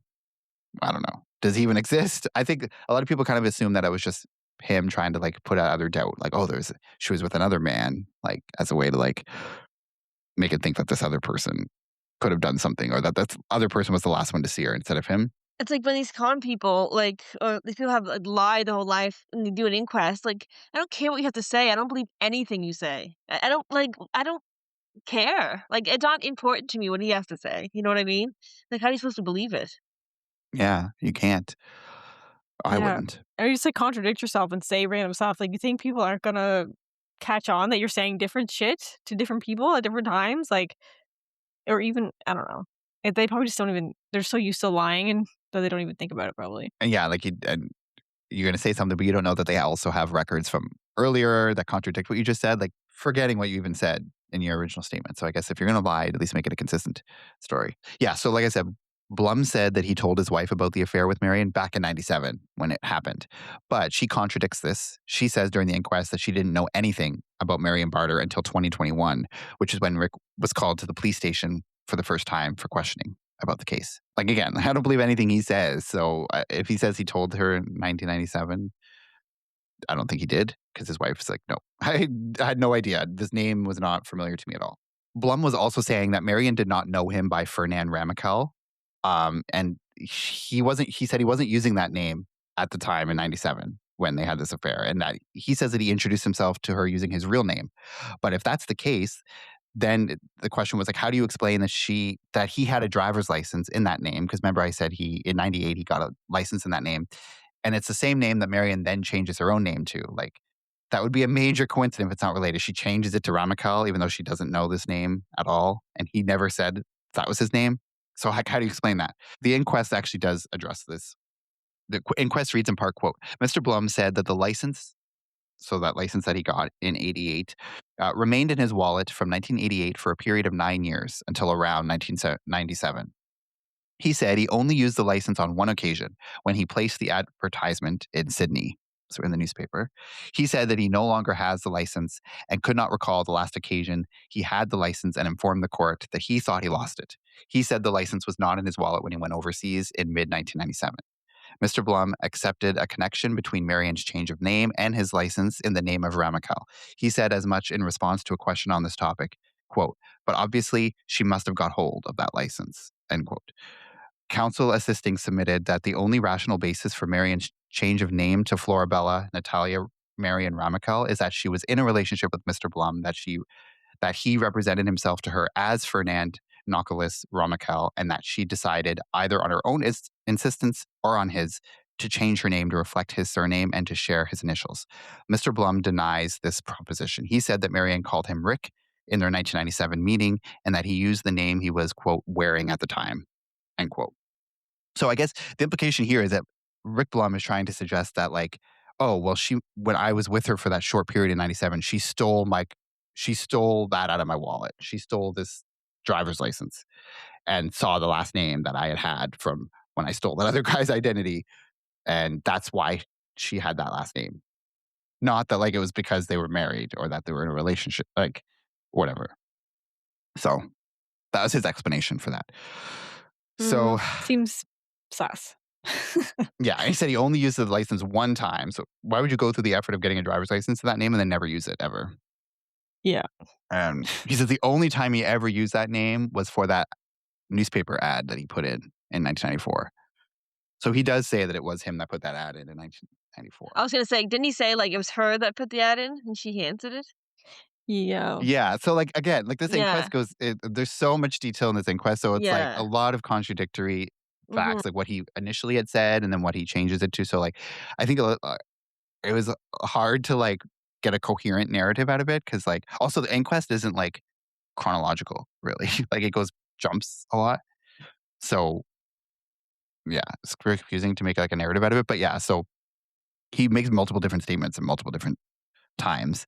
So I guess take that with what you will. But I feel like if you're telling the truth, you don't have to change your story 10 times. But that's just me. I mean, it was like he's saying, oh, it's been decades now. Like I don't remember the details. So he's like, oh, if I said that before, it's because I was confused. And if you didn't know and he was just saying stuff, like, just say you don't know the first time, so you're not like and then you still don't know, so you just say something else that wasn't the same, like, just doesn't make sense. If you don't know, say you don't know. Yeah. At this point in this story, like, I'm gonna go into his background because I think it's becomes very important in, like, interpreting a lot of what happens in the case and, like, just gives you a better idea of, like, who this man is and some of the other allegations that have been made against him. Rick Blum was born Willie Wooters, so that is his real name. So Rick Blum was born Willie Wooters in 1939 in Tournai, Belgium. And so according to an article by CNN, Blum stated that, quote, he spent time in an orphanage before being returned to his mother and taking the name of her new husband, Wooters, end quote. From there, his early identity was just the beginning of what would become a lifetime of shifting names and personas. His movements between Europe and Australia between the 1960s and the 80s add another layer of complexity to his story. So he first moves to Australia in 1969, but then a year later he leaves Australia again. Then he returns in 74 and becomes an Australian citizen in 1976 under the name Frederick de Hederberry. By that time, he was married, but he soon departs again. He spent several years living in Luxembourg and Belgium and the UK. And then in 1986, he returns back to Australia, I guess, for the final time with his wife and 2 children. And then 2 years after that is when he gets that driver's license under the name Fernand Ramacal, as I mentioned before. When you kind of go into Rick Blum's history, there's a consistent and calculated pattern in his personal relationships. So he would often seek out women who were vulnerable, so those who were lonely, divorced, widowed, and he would build trust quickly, sometimes leading to marriage. So he would then propose elaborate plans to purchase a home together in far off locations like Bali or the south of France, or sometimes he would say in Luxembourg. And he encouraged his partners to quit their jobs and sell their homes to fund the move. Once they would sell their homes and hand over the money, he would then disappear with the money. So in one documented case, there's a woman named Ghislaine who responded to an ad that he had placed in the paper. And then they kind of have this like whirlwind relationship. And she sells her home and gives him more than 300,000 euros to finance their future. He vanishes with the money and just leaves her with nothing, basically. So that was just one example. And this inquest goes into like, there's like 20 pages of like all these different women that he basically did very similar things to. So he's like a con artist, a scammer, I was just gonna a say it's the fraud. classic con man MO. Yeah. Classic. Yeah. And over the decades, Blum develops a reputation as a con man. He targets women, defrauds them of all the significant sums of money. And it's ultimately believed that it's like totaling in the millions at this point. Like he's just living off the millions that he had scammed, allegedly, from these women. And his criminal record stretches back to at least 1965 and includes charges such as fraud, embezzlement, larceny, drug offenses, and he had multiple stints in jail. But fully tracing his history is really challenging because the criminal records are scattered across several European countries and they're tied to a staggering number of aliases. So it's more than 50 different aliases in total.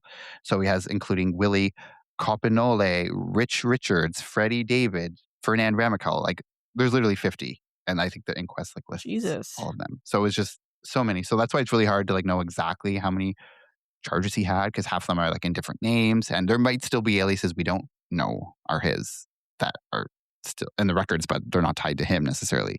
During the inquest, he explained that his use of aliases was, quote, fantasy because it was legal, end quote. That's what he said.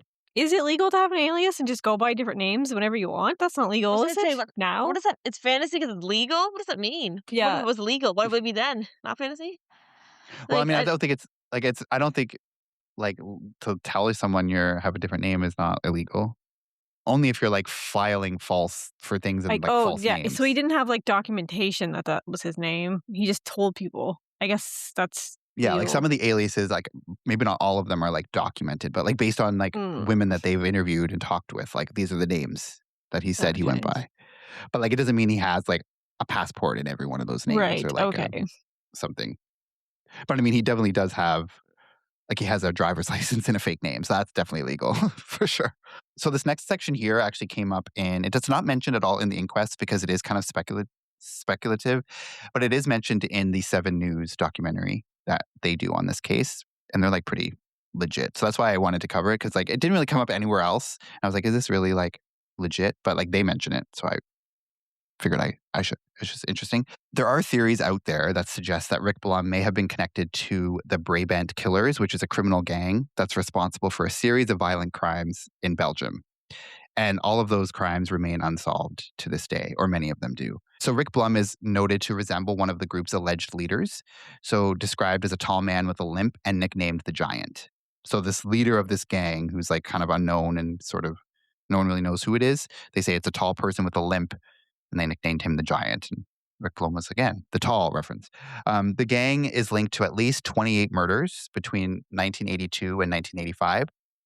And so, although, like I said, Rick Blum emigrated to Australia in the 60s, he wasn't believed to have been in Australia during those years. Like in 1986, which is a year after the gang's last known activities, he reappears in Australia with his wife and his children and remains there permanently. So it's like during the time, like between 82 and 85, he is in Europe. He's not in Australia. And then 86 happens after the gang like goes quiet. He comes back to Australia. So the timing is also kind of interesting. Rick Blum is not considered a suspect in that investigation into this gang, but the timing and the overlaps have raised questions. So take that with a grain of salt, as you will. Like I said, it's just speculative. He's not considered a suspect, but it's just interesting. And so I kind of looked into that gang too, because there's a whole thing on them too. So it's just interesting. Then the 7 News Australia documentary also gets some further insight about Blum from his estranged daughter, Evelyn. Blum marries Evelyn's mother in Belgium in 1969, which was his third marriage by that point. Evelyn's mother was just 19 years old at the time, but their relationship ends kind of quickly, and Evelyn kind of grows up unaware of who her real father is or, anything about him. And then when she's a teenager, she actually learns about him through this chance conversation that she has with her stepfather, and she later tracks down his phone number. So after her mother dies, she makes contact with Rick Blum to, meet who her real father is. And they arranged to meet up in Melbourne. During this meeting, he described himself as an international coin dealer who made substantial money buying and selling coins. And then interestingly, the phone number that's listed in the 1994 newspaper ad that first led Sally to Rick Blum was linked to a coin business in Ballina, Australia, which is operated under an alias that was known to have been used by Rick Blum. So again, there's another connection there. This coin dealer. There's this coin business. So a lot of like connections. But despite reconnecting, Blum says that he never knew that he had a daughter from this marriage to Evelyn's mother. He said he wasn't even aware of her death until Evelyn told him. So Evelyn describes how he would boast about his past. He would talk about disturbing stories about acts of violence that he and his associates would commit. He said that some of that included burying people alive with hungry cats as a form of revenge against people. He also spoke in detail about what he described as the art of killing without leaving a trace, particularly through poisoning. So he would say that if you poison them with this specific thing in their food or drink, it would cause flu-like symptoms and death within a few weeks. So it wouldn't happen instantly. Like a week after the poisoning, they would start to get the flu symptoms. And then a week after that, they would die. And then what's interesting is in this interview with Evelyn, she does say that her mother died at age 31, and the autopsy report states that she died about a week after reporting flu-like symptoms to her doctor. So, sketchy. So Evelyn also alleged that Rick Blum had told her that he was preparing life insurance documents for, quote, some people, end quote, to sign, and that he planned to take care of them and split the payout with her. So like life insurance fraud, basically. Although she said she wanted to refuse immediately, she said she was like really frightened of him and she was hesitant, like if she rejected him, what would happen? She did ultimately say no. And then shortly after, he disappeared from her life. But their final interaction was particularly unsettling. So she picks him up at the airport one time and he gives her this bottle of champagne because he had planned to come over for dinner. So he says, go take the champagne home, put it in the fridge and wait for me to come over for dinner. But then, so she drops him off somewhere. He gets out of the car. She never sees him again. He doesn't show up and his phone is disconnected. She never opened the bottle. Instead, she writes poison in large block letters on the bottle and puts it on top of her fridge because she thinks that he's trying to like poison her after she refuses to participate in this like life insurance scheme. So yeah, she says more than 20 years later, like at the time of the interview, she had never seen him again after that. After the incident, she brought the bottle to a police station and reports that someone was trying to poison her, but the police never tested it and they never took her seriously. So that's where that ends. But yeah, just sketchy. Weird. That's interesting. I don't know. I don't know if there's any relation to all this stuff happening with Marion and like her case, but like it's just interesting when you hear all that information and like this doesn't seem like someone who's a particularly good person, I wouldn't say. Any thoughts of that before I go back to Marion's case? Willie Wooter definitely did it. Yeah. Like Um that was his life, just like conning people and like changing names and like doing crazy shit and like poisoning people. Like that's crazy. yeah. Yeah. And like who knows if he was in that gang or not, but like Yeah. if he was, like it's scary. But then he's like telling Evelyn like, "Oh, we would like bury people alive. We'd like we'd bury them with hungry cats and like just like Yeah. so he's like telling her this information. I don't know. It's just yeah. Obviously he's someone who's like also very arrogant, like doesn't think he's ever gonna get caught, right? Like he's done it so long and done it Yeah. to so many people without anything happening. Like I mean, he did go to jail and he was charged with other stuff, but I don't know. But yeah, So he was obviously never like found guilty of murder because nothing's ever tied to him really, right? So yeah. like Yeah. concretely tied. Yeah.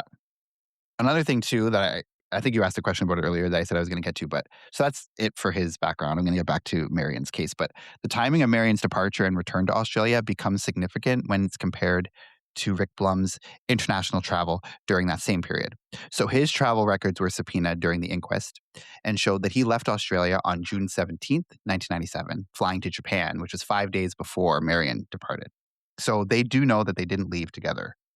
Like he left 5 days before she did. And then on his outgoing passenger card, he indicates that he's traveling to Belgium for 30 days. And then he returned to Australia on July 31st, 1997, which was just 2 days before Marion arrived back on August 2nd. So they didn't travel together to and from Australia. On both occasions, he traveled using a passport in the name Richard Lloyd Westbury. He acknowledged traveling to England during that trip, but denies making any plans to travel with Marion and denied seeing her at any point while in Europe. Because, like he said, the last time he saw her was when she came to his house before she even left to like get some stuff that she had been storing in his house after he had called it off. But despite him saying that he never saw her while she was there, the coroner states in the inquest that she believes Blum and Marion did travel together for a period in Europe. So remember when I mentioned way back ago that Sally received this letter from her mother on June 30th, 1997, which had stationery in the name of Hotel Nico Narita on it. Well, this becomes especially relevant during the inquest because it was the thing that helped link Marion and Rick Blum together during the time both of them were in Europe in June of 97, despite Blum telling investigators that he never saw Marion at all. So the paper had the name Hotel Nico Narita, which was a hotel that Blum has admitted that he had stayed at stopovers while traveling to Europe. There is no evidence that Marion herself ever had a layover in Japan. Like I said, she went to South Korea. The inquest addressed this issue directly. So in the report, counsel assisting outlined 4 possible explanations for how Marion could obtain that notepaper. Either she got it in Australia before she left, she picked it up herself while she was traveling through Japan, she received it from Mr. Blum if he had obtained it during his own stopover in Japan, or she acquired it in England from another source. So they argued that the third scenario was most likely that Mr. Blum traveled to Europe on June 17th, stopping in Narita, Japan. He did have a layover in Japan where he said he, quote, probably, end quote, stayed at the Hotel Nico Narita before continuing on to England. When asked if he took any hotel stationery, he gave an uncertain response, saying he didn't think so, but couldn't remember. Like I said, she departs Australia on June 22nd, and by June 30th, Sally had already received that letter from England that had that hotel name on it. So suggesting that it had been written and posted within a window of less than a week. So based on this tight timeline, counsel assisting proposed that Mr. Blum likely obtained the notepaper in Japan and later gave it to Marion in England. So that's how they're able to like say they were together in England, despite him all saying all this other stuff. So she did go based on that on this trip to meet him. They didn't travel together, which I find interesting. Like, why wouldn't they have just gone together? They were together while they were there, allegedly, but they left days apart from each other. And so, yeah, this detail became a key part to the timeline because it led investigators and people who followed the case to believe that Rick and Marion had met up while in England in June 97 and contradicted Blum's own statements that he never saw her at any point. Also, one thing, too, that I wanted to explain is just that it is important to understand that a coroner's inquest, it's not a criminal trial. So it's an investigative process that's used to determine whether a person is deceased. And if so, how, when, and where the death occurred. So it really was all about Marion and finding out whether she was dead or alive, because at this point, they don't know. So in Marion's case, these were questions that remain unresolved. Many individuals were interviewed over the course of like this 3-year long process. The purpose wasn't to assign criminal responsibility, but to clarify the circumstances surrounding her disappearance and presumed death. So if the evidence and information presented in the final inquest report were sufficient to warrant a criminal investigation, that process would then proceed separately after the inquest. As such, this material and any circumstantial evidence was not intended to incriminate Rick Blum, but rather to provide any relevant information pertaining to Marion's disappearance. So that's why, like, throughout all of this, it's not about guilty or innocence for Rick Blum. Like, that's not the point of this. That would be a separate criminal trial after. So they just really want to know whether she's alive or not. Why would she come back to Australia and not tell her family? Yeah, I know. That's what Like, no one I mean, knows. like, what's the what was going on with her? Like, that's what I want to know. And she didn't leave with him. Why would she not want someone to drop her off at the airport if she was leaving by herself? It's just weird.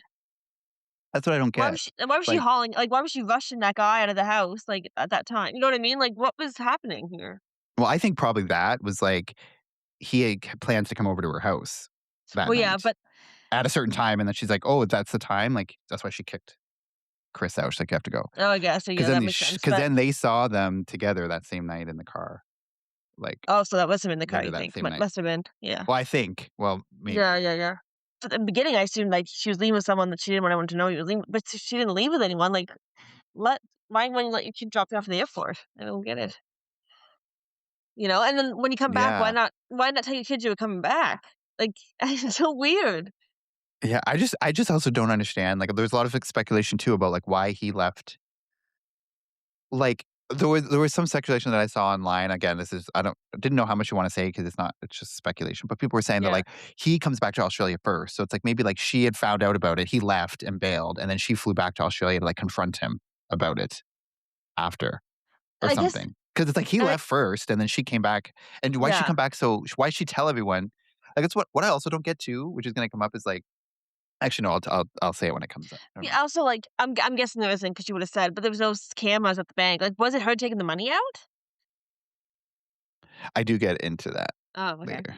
I also feel like maybe they didn't travel together because, like, again, he didn't want to be seen with her, like, didn't want any connection to her at all. So he, like, had a different name. No one could connect them. They weren't seen together.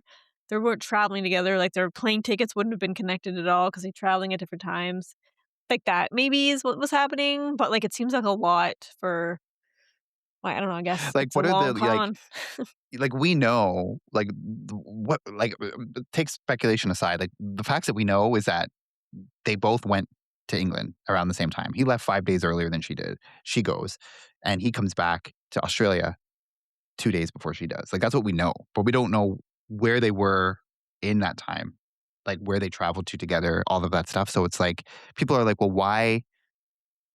Yeah, what was it, like, he went back first? Like, you think why would she like, that's what I don't understand, like, on his end, I could think, like, okay, if he had planned that something was gonna happen, okay, maybe he would But wanna create distance so there's no evidence, but, like, but what she wouldn't want to do that. yeah, but why would he go back to a place where she would could find him, like, know where he would be at? Why go back to Australia after you've Well, I mean, he had a con wife and children at that I time, so guess. he Yeah, was yeah, going yeah. back to his family, Well, yeah, maybe but maybe she knew well, I don't know, if she thought they were married, or maybe he told her that had a wife, or so, like, he couldn't be seen with her because she would find out.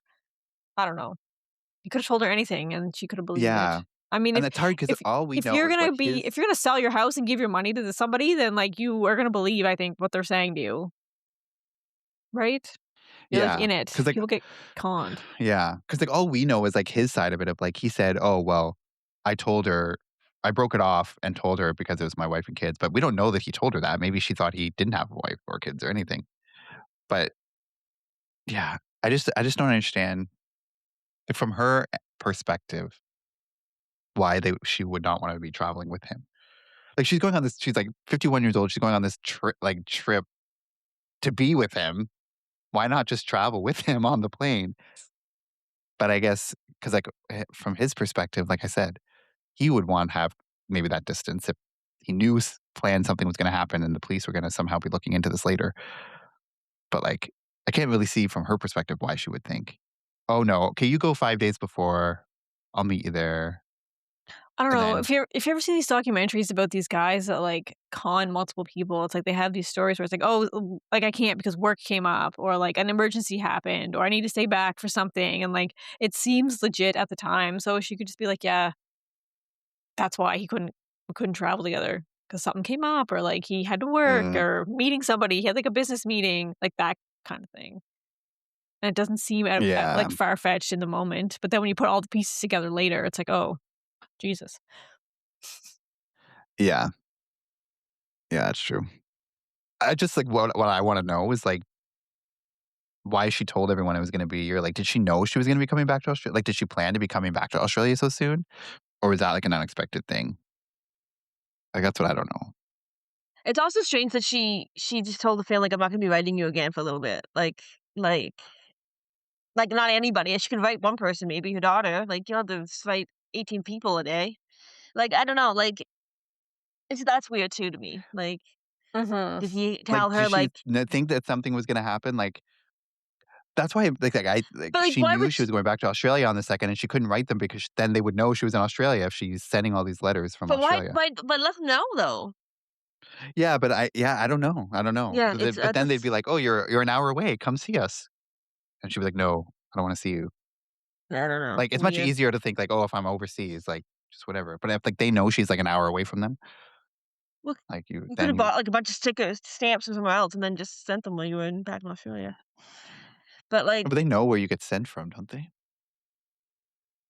I don't know, but it's just odd that she wouldn't want anyone to know. But, yeah, I guess my only thought would be, like, she couldn't, like, she literally couldn't tell anybody, like Yeah, like if she just found out what he was involved in somehow, then I don't know. I don't know. Aside from that large amount of money that was withdrawn over the 3-week period, like I said, between August and September of 1997, there was a further 80,000 that was electronically transferred from an account that belonged to Marion. And that transfer happened on October 15th of 1997. So this marked the final recorded activity on Marion's bank accounts. There is ongoing uncertainty as to whether Marion herself was the one who went to the bank to authorize this transaction. And the inquest examines this in detail, but I'll just summarize it because it's like pages and pages long of like this, but there's no need to go into it that in depth, but I will just spend a little bit of time on it. So the court like here's evidence from someone, Joan Hazlitt, which is she was a branch manager of the Byron Bay branch of the Colonial State Bank in 1997, and then David Martin was a branch manager of the Ashmore Colonial State Bank in 1997. So both of them confirm during this inquest that a transaction of that size in 1997 would have required strict identification procedures. Ms. Hazlitt stated that such a withdrawal, quote, would have received scrutiny and would have required a bank teller to request photographic identification, end quote. And that an overseas transfer would also require, quote, full identification by the customer, end quote. So Mr. Martin similarly confirmed that photographic identification, such as a passport or driver's license, would be required and added that funds of this magnitude may not have been immediately available at all branches without prior notice. Counsel assisting submitted that there was no evidence of impersonation and that Marion herself likely made the request, while the family argues that the evidence was insufficient to support that conclusion. The court ultimately relied on unchallenged banking procedures and found that anyone completing the transaction would have been required to satisfy the bank of their identity. So on that basis, it concluded the person who carried out the transfer had to have successfully identified themselves as Marion. So basically they're saying like the tellers are saying like nobody who worked at the bank would have let a transaction like that occur without being convinced that it was Marion. So if it was Rick Blum, they know that's not Marion. But so like they didn't open like a joint account like that could have been her husband and they had the same last name. He had ID. No, there's no evidence that they ever had a joint account at all. But Hmm. that's a good point. Um, but like but no one ever said in any of this during the inquest that like he was the one who came to do anything. Right. Like it Yeah. never said, oh, it was him that came to the bank. But again, also they're interviewing these people like decades later. So Miss Hazlitt, so this is Joan Hazlitt, like the branch manager. She told the police in 2020 that she had no recollection of Marion, but later stated that she wasn't actually shown a photograph during the interview. So how can you say you don't have recollection if they never show you a photograph of the person? So that's Yeah, weird. How that's weird. But then and then she says later, like, "Oh, I saw," like, she then saw, like, a billboard, like a missing persons billboard with Marion's picture, and that's she believed that she recognized Marion as the woman that was involved in a, quote, "significant cash or suspicious transaction," end quote. So she recalled being asked to assist with reporting requirements linked to the transaction, which she believed was a withdrawal rather than a transfer. So while she was uncertain of the exact year, she said, quote, "97 rings a bell," end quote, and rated her confidence that the woman was Marion as, quote, as 9 out of 10. So she's fairly confident that it was Marion at the bank that day that came in to request this withdrawal. But she says it was a withdrawal, not a transfer. And that is a little bit significant too, based on like what they found from his bank records. But ultimately, the court found that, quote, "it was Marion herself who attended at the bank on October 15th, 1997 and requested the transaction," end quote. She told the bank teller, quote, "that she did not want her whereabouts disclosed," end I quote. don't know. So The apparently bank that somehow teller came up. I don't know how that came I up, don't know. but it The came up bank somehow. teller, is her info is irrelevant to me. How can you remember years later that? I don't know. I find that that's very I don't know if I would ever, like I don't know. That's why, like, people come forward 20 years later or something. It's like, "Oh, I remember it was her face, and she said this." Like, how do you remember of a lifetime of people you see at working at the bank? I don't know. I'm sure it's not the only one that made sketchy purchases and withdrawals, you know? Yeah. So it's like, yeah, it's interesting because she's like, she told them in 2020 she had no recollection. But then when they ask like later, she's like, "Oh, well, they never actually showed me a picture of her." So that's why I wouldn't have thought it. But then when I saw her picture later, I put two and two together and then remembered.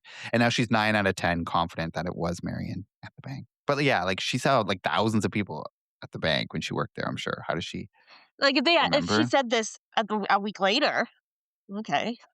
I'm like, "Yeah, your memory's pretty," like, I believe you, it's just a week ago. Decades later, she's retired, she hasn't worked, like, no. I wouldn't even ask her But like anything. why would she have what reason would she have to be saying yes? Why wouldn't she just say I don't know? Why would she say 9 out of I 10 don't it's her? know. I don't know, sh do people wanna be like, play an important part in something, but, like, I don't know. I don't that's why I don't people come for I don't think people come forward years later, I just don't listen. I'm like, "Meh, I don't really know." Yeah. Yeah, it's hard.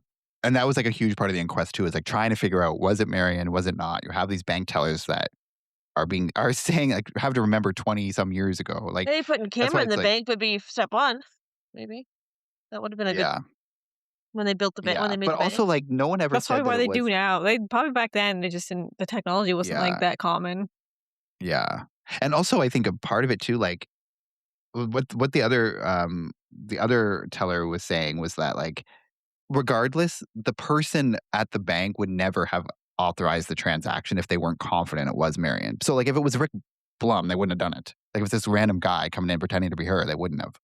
So, like, the assumption is it had to have been her. Like, you know, like a thing of that, like a transaction of that size would never have gone down unless they had like shown like ID, right?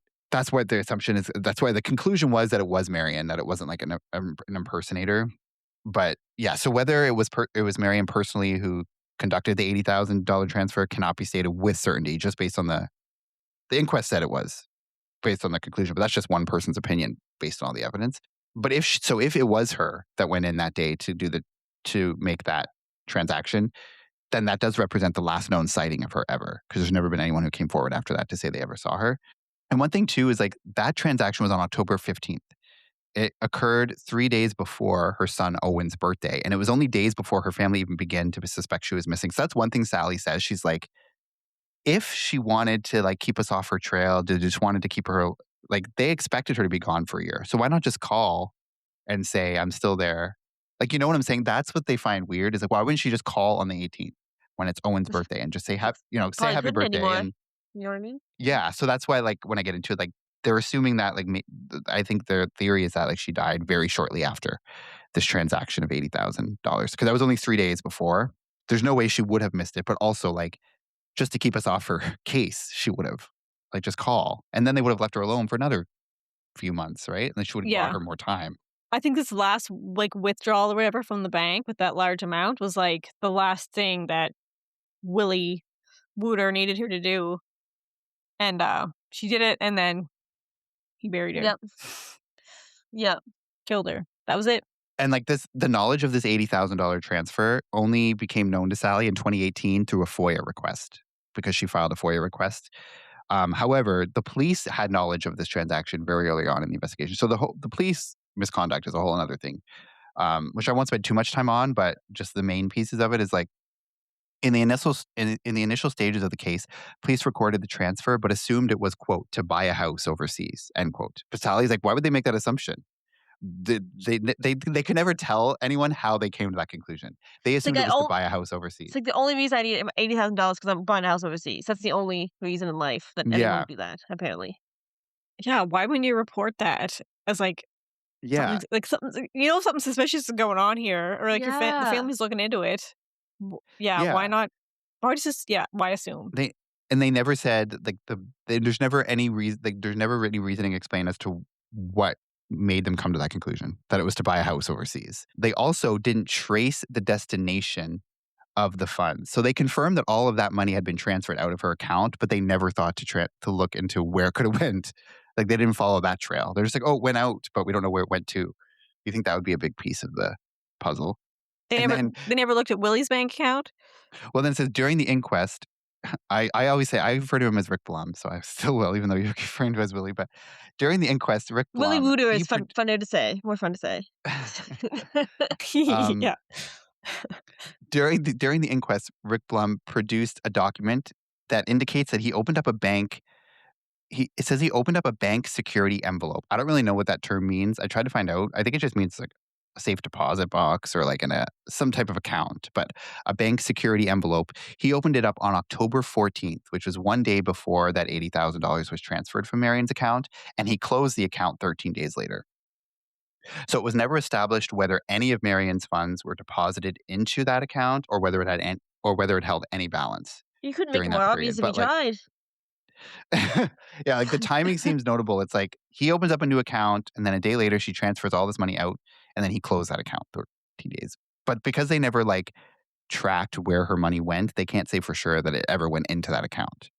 And all they know is that he had opened that account, but they didn't have like records of like the activity in the account in that period, I guess. I don't know. Oh my Because god. like that would seem, But they yeah, weren't looking at him back then, right? So no. that's why I guess that's why they didn't like look at his bank accounts back then. Yeah, he But only comes into the picture like years later, right. right? But So yeah, I like mean they by still the could have tracked where her money went. That was a missed opportunity for sure. Fuck. yeah, like back in 97, yeah, like they see, oh, all this money came out. Well, maybe You think the was next his step is bank see where it account goes. like a foreign account? Like, was it overseas? Maybe that's why they were like, oh, she transferred it overseas because she bought a house overseas. Like, they tracked it at least far enough to Yeah, know that it was overseas. yeah. I don't know. Like they never provided a reason as to why they made that assumption, and no one can ever say like why they made that assumption. But like Mm. I guess you could say like, well, maybe they must have found something that led Yeah. them to believe it was something to do with overseas, Maybe, and yeah, also maybe it like was overseas. But why Right? would there's you also assume that they're buying a house and it's not something Yeah. sketchy going on? Yeah. Especially like this missing woman. Yeah. and also yeah, it's also relevant too whether it was a transfer or withdrawal because if it's a transfer you can trace that, but if she just took the money out, who knows where it is? Cash. Can you go out and take $80,000 of cash out? I mean, I guess, I mean, yeah, if but it's you and you can prove it, you can take it yeah. all. You can clean out your account in cash, I'm sure. Yeah. So basically, the coroner ultimately concluded, "quote I find that there is a sufficient factual basis to make a finding that Marion withdrew the sums of money in August 1997 and transferred $80,000 to an unknown account in October 1997 on the encouragement of Mr. Blum and in circumstances where Marion believed that she was in a relationship with him. However, as counsel assisting submitted, there is not enough evidence for a finding to the requisite standard as to whether and when Mr. Blum actually received some or all of Marion's money." End quote. So basically, they're saying that like they believe that she took it out because he encouraged her to, or she wanted to because something to do with him, like whether they had plans, but they can't say that he ever received any of that money. They can only state like what they think her intention was. So it's like very confusing. Like they can't say for sure. You know what like? They can, based on all the evidence, like they know or they believe that she only took that money out for reasons having to do with him. Like he told her to, or they were in a relationship. Not that like she did it on her own without any encouragement from him. But they can't say for sure that he ever got any of the money that was ever taken out. They just don't have evidence for that. And then, yeah, like just another piece like that came out is that they did find out that Marion's Medicare card was used on August 13th, which was just 11 days after she returned to Australia. And it actually took years to determine that the card had been used. It was used at an optometrist office. And the reason it took so long is because they were looking like for doctors in the area, but they found out that it was an optometrist. So on August 13th, she went to an optometrist office in Australia, which was 2 days So wait, before she took that money out. where was she So, staying for the whole time she's back in Australia? well, she listed some like hotel on her incoming card, but who knows if Mhm. that was actually what it was. But so we don't know. We have no idea where she was staying. And that's another thing too, is like because Marion, she would have had to complete a new patient form during this visit to the optometrist. And that would have provided information such as where she is, like her address, like where she's living. She would have had to put an address down. But by the time they actually find out with the optometrist that it was, there's no remaining records of Marion's appointment that day. So they couldn't find anything that she had filled out. They didn't know. All they know is that she went to this optometrist on that day and used her Medicare card. And that's on the 13th of August, which was 2 days before this withdrawal. But that withdrawal of 80,000 was the last ever activity. Like her credit card was never used, her bank card was never used, anything after the 15th. So overall, the investigation during the inquest led to the following conclusion. Quote, there has been an extensive and ongoing police investigation into Marion's disappearance. Despite the comprehensive and high profile nature of this investigation, Marion has not been located either alive or deceased. The last confirmed sighting of her was by a bank teller on October 15th, 1997. From this date forward, she has not been seen or heard from again. She did not contact her son in mid October 1997 on his birthday and did not attend her daughter's wedding the following year.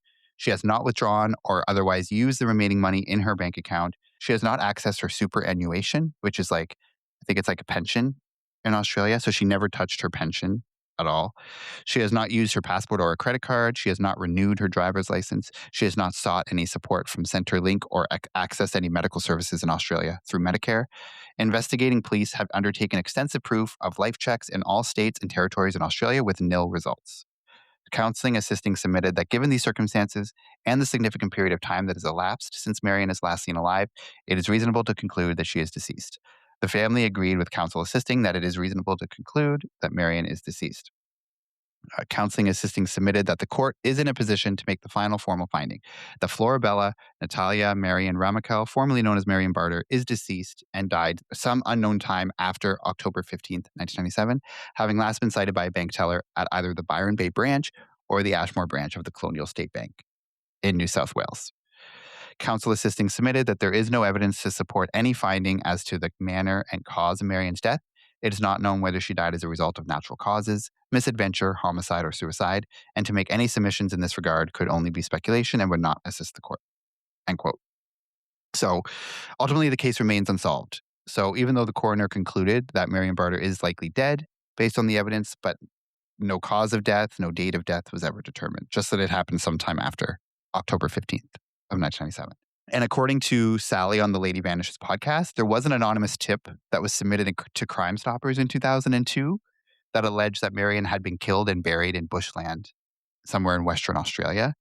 Police initially dismissed that information as not credible and did not investigate further, though a brief search was later conducted, like many years later, using only one cadaver dog and one handler, and that yielded no results. So I don't know whether that was a credible tip or not. And the police screwed up this case entirely, basically from the beginning. Actually, Sally found out that for years her mother was never actually listed as a missing person on the in the database in Australia. When she discovered this, she became deeply concerned and she was investigating further.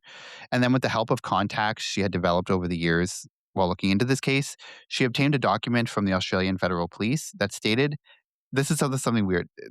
The document stated that Marion had been located on December 7th, 2011 and that the case had been dismissed. The document also included a notation that said Sally and the rest of her family had been notified at the time. Sally maintains that she never was informed of this in 2011 or afterwards. Like she got that call like months after she first reported her missing in 97 saying that she was found, but nothing from 2011 that said she was found. Then she was later told that this entry was a typo, it wasn't accurate. But as a result of that error, Marion had been removed from the National Registry without her family's knowledge after being incorrectly classified as found. The coroner referred the case to the New South Wales Police Commissioner for investigation as an unsolved homicide. She also delivered a scathing assessment of the police response, described it as inadequate, and stating that as a result, critical information was lost and it was information that could have led to the case being solved much sooner. Sally's DNA has been added to the national database and will, quote, be searched against all unidentified deceased profiles every day, end quote. And that was a quote from the coroner. Rick Blum has not been charged in anything related to Marion's disappearance and continues to deny any involvement or wrongdoing outside of his short affair with her. For Sally and the rest of Marion's family, like, all these questions still remain. And what's really, really sad is when the family was first told, like shortly after her disappearance, that she had been found back in 97, and she didn't want anyone to know where she was, it was too much for some family members to bear. So sadly, Owen, which was Marion's son, Sally's brother, took his own life shortly after that. So Sally said that her brother had his own demons throughout his life, and just hearing that from the police just kind of pushed him over the edge. So that's why it's really only been Sally who's like been the one pushing this investigation forward, and that's why Owen's not really like involved, because he had took his own life like early on, which is sad. And Sally's quest for answers has not stopped. She remains dedicated to finding out what happened to her mother nearly 30 years ago. She agreed with the coroner's findings that Marion is presumed dead, but that opens up so many more questions that she hopes to find the answers to one day. And Sally launched her own podcast called The Missing Matter, where several episodes cover this case in more detail, and then more recent episodes cover other unsolved missing persons cases. That's basically the case. That's where it sits today. It's still unsolved. So they assume that Marion is presumed dead, but they have no idea what happened to her. So I guess, what are you guys' thoughts about all of that? I know it's a lot of information, but what do you guys I think that think? she met him. Well, yeah, I think she met him like in the newspaper or whatever. They did date, and then they went to that plane. They planned that trip together, and then something happened for her to come back, and then he killed her. Basically, is what I think happened. Yeah, I think this is part of his plan whole time. He conned her, made her sell her house, like he was talking about before, how like, or how you mentioned before that cons women would like sell their house and give them the money. But it's Seems like like that's what happened he here. It was like a conned a plan the lot of whole what time. he conned a lot of women, but he never killed any of them, did he? Well, yeah, that's the thing. Like, they interviewed a ton of people, and that had all been conned by him, and none of them were interviewed, so So they it's like, weren't dead. But why her? Like, what made that's what? why I think like it wasn't. I don't think he intended that to happen. Like, if like I think he was planning to just con her and leave with all her money, but Yeah, she maybe. found out something, Yeah, or and she was like, planning to like she wanted out or something. Like he wouldn't let her talk to her kids and stuff, and she just like wanted out Yeah, and was gonna report it, and then he yeah. couldn't let that happen. But like other people reported, didn't they? Other people that he's conned. Maybe not till yeah, after I he's think already they gone. I don't maybe not know. until after. Yeah, Like he was gonna get caught with her. Maybe. yeah. Like, yeah, Yeah, because nobody came forward but while it was happening to them, right? yeah, yeah. And for sure, So, like, but it's like she still went to the bank on the 15th of October, and like, yeah, that's what I don't know. Like, did she know who she was being conned at that time? Like, why would she go to the bank and do that? Yeah, Like, I don't, to me, that's, why would she not? I don't know. Like, that's what I find weird. So I feel like she must have found out after, like maybe shortly, very shortly after. maybe, Like, maybe yeah, she took out the money and then she found out somehow that he was like married and that he was going to leave yeah. her, and she confronted him or something, and then he killed her. I don't know. But yeah, they But never, like, obviously never found her body or anything. But yeah. oh, go It's ahead. weird that she would put her like occupation as a homemaker, whatever the hell she said, home duties. Like, Yeah. why? yeah, Why? Like, why do yeah. that? That's weird. Yeah. Yeah. Like, why not just put teacher? Like, how is And that do you gonna, think? Yeah. And why get married and like Well, yeah, why and get like change friends? your name. That's a whole thing. Like change your name, change your Yeah. profession. It's a whole Yeah. thing. like, also, why'd she have to change her whole, like, first name? Like, that's what's weird. Yeah. Like, if she was Like, getting married, like, yeah. she changed it to his last name, but, like, she And doesn't have to change her first name. what a name it was. Fucking long. Why not? Like, Yeah, Florabella Natalia. But you said Like, Florabella. Oh, you said the last name was significant later. Maybe not the first name. You no, said, yeah, just the last yeah. name. I kept thinking Florabella, what could that mean? I was thinking about that the whole time. I Yeah. thought you meant, like, her Yeah, and first that's what they name. were thinking of. Like, that's what the family was thinking of. Like, Yeah. we've never heard that. There's no Yeah. significance to us at all. The only thing is like because it's if it's FN Florabella Natalia Ramical or Marion Ramical, and his was like Fernand Nokolis Ramical. So it's the same It's just initials it's just weird that, like, too. he would be like, "I But want you to change your whole name to match mine. I also want you to name your I also want you to change your occupation." And she'd be like, "Oh, yeah, this guy seems legit." Like, you know? Like, that's like, change my whole name? That's Yeah. a bit much. Like, I don't know. Yeah, It's just yeah. change your weird. entire name. Yeah, Yeah. it is weird. And, like, I just can't get I don't know Yeah, why, it's but so very like weird. and, like, the fact that, like, she just told the family they're not gonna be messaging you for a while. I don't know why. I just that's weird to me. Like, did he tell her to say that? But, like, I guess some people go along with things. I don't know, like, he also said she was getting, like, something happened with her job. Maybe she was just such a state. I don't know. But it's just odd. Yeah. Yeah. It is odd that you would do all that if she didn't know she was being, like, conned, but then if she did know, like, why not tell someone?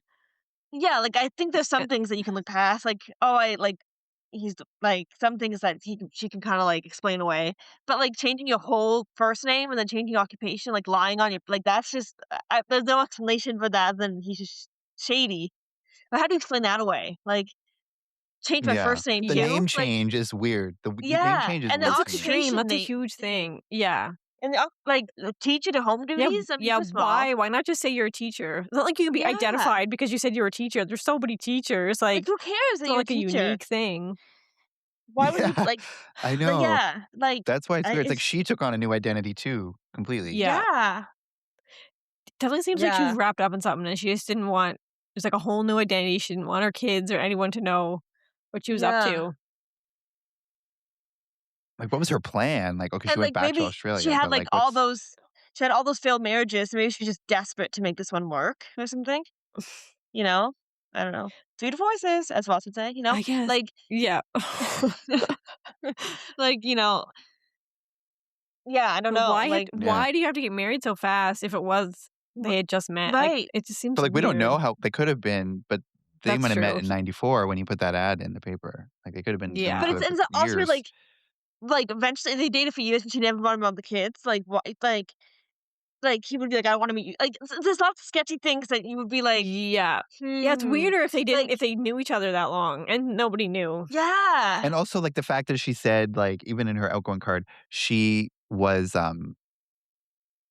moving to Luxembourg permanentry. Like, why Yeah. did she have to I say mean, she had that enough Right, too? luggage yeah. to support that theory, that's for sure. But, Yeah. like, Yeah. like, I just I don't know. It's so weird, So, like, like what was she doing, like, in Europe that whole time? Was she, like Yeah, I guess the and why assumption do you she have to wasn't come by back herself? to her oh, it's what so when she came back that she started, like, taking all that money out, like, could she not do that overseas? Like, it seems weird and, if like, she had she left and why did they leave for the trip right in the middle of the school year? Yeah. Yeah, it's kind of like, "You have to go now." Like, "Change your name, come with me Yeah. now."